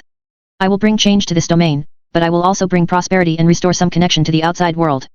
No longer shall you wither away in the green. I'm not sure we should be handing this place over to Illisti, Gerlod remarked nervously as he listened to the speech. Black Nail turned to give the man a dry stare. You can try to stop him if you want. While they'd been talking, Kida had wandered over, and she chose this moment to join the conversation. Illisti conquered the place, so it's rightfully his, unless you think you can take it from him. Maybe I should go exploring and find an old village to conquer for myself. There must be some more out there in the green. As Kida and Gerlod began to argue, Black Nail sighed and turned away. He felt no need to deal with their stupidity. After a few more minutes of yelling, Illisti wrapped up his speech. By this time, the crowd had grown far more energetic. They were talking animatedly amongst themselves now, even if fear was still the prevailing emotion. Grinning confidently to himself, the Vampire let go of the mayor.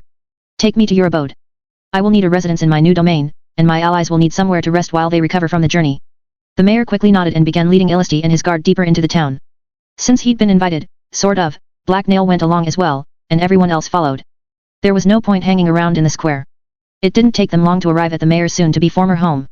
It was a mansion located among the other large dwellings in the center of Hurst Crest, and it was by far the largest of all of them. Interestingly, many of the larger houses they had passed were among the worst maintained and several were obviously abandoned. The mayor's mansion was built from grey stone and mortar. It was a rectangular building with a steep roof covered in brown tiles. 3 chimneys and several windows with triangular peaks stuck out of the roof. It was surrounded by a large yard that was in turn surrounded by a low stone fence. In a few places, ivy grew up from the ground to cover sections of the mansion's walls. It's not very defensible, but it will have to do. It is unlikely I will be able to get a proper keep built anytime soon. Illisti remarked as he stepped past the fence and onto the paved path that led from the road to the door. For the next hour and a half, Illisti and a few others toured the mansion. Black Nail and Geralt were among the invited, along with Kida. The home had a dozen bedrooms, a huge kitchen, and a grand hall for eating and entertaining guests. At the end of the tour, Black Nail had to admit that Illicity's new home was a lot more impressive than his cave. The hobgoblin scratched his nose as he studied a tapestry that hung in a hall. It portrayed a duel between 2 knights in plate mail, but Black Nail wasn't really focused on it. He was thinking about the best way to get a fancy new mansion. Could his minions build one? If not, was there someone he could kidnap? Before Black Nail could think up an answer to his conundrum, Illisti called for everyone to join him in the main hall. It was short walk there for Black Nail, and once inside he took a seat at the long table that dominated the center of the room. Almost everyone else was already there, but it took Garen a few minutes to arrive. He'd been sent to round up and interview all the mayor's old servants and shove the mayor somewhere he couldn't get up to trouble.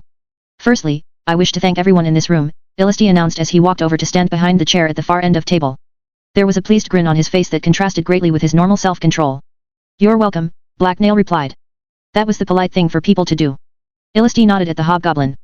Your contributions, in particular, are worthy of note. You have fulfilled your end of our bargain with remarkable speed, and I am greatly pleased. So, I wish to grant you a boon. That means he wants to give you a gift, Geralt had whispered helpfully in the hobgoblin's ear. You already promised to help me kill Warwick, Black Nail mused aloud as he considered his options. This first thing that popped into his mind was asking for all the cheese in the town, but that wouldn't be very practical. What he really wanted right now was a mansion, but those weren't very easy to carry around. Could he ask for something to help him build one? It was Farrer that would probably know about that sort of thing. He'd made all the bricks and furnaces back at the Goblin settlement. Wait, hadn't Farrer wanted something? I would like to borrow someone who knows about melting iron rocks, Black Nail announced. Illisti gave the hobgoblin a puzzled look. That is a rather unusual request, and not at all what I was expecting. Black Nail shrugged. I promised one of my minions that I would find someone to teach him. He's always looking for new things to set on fire.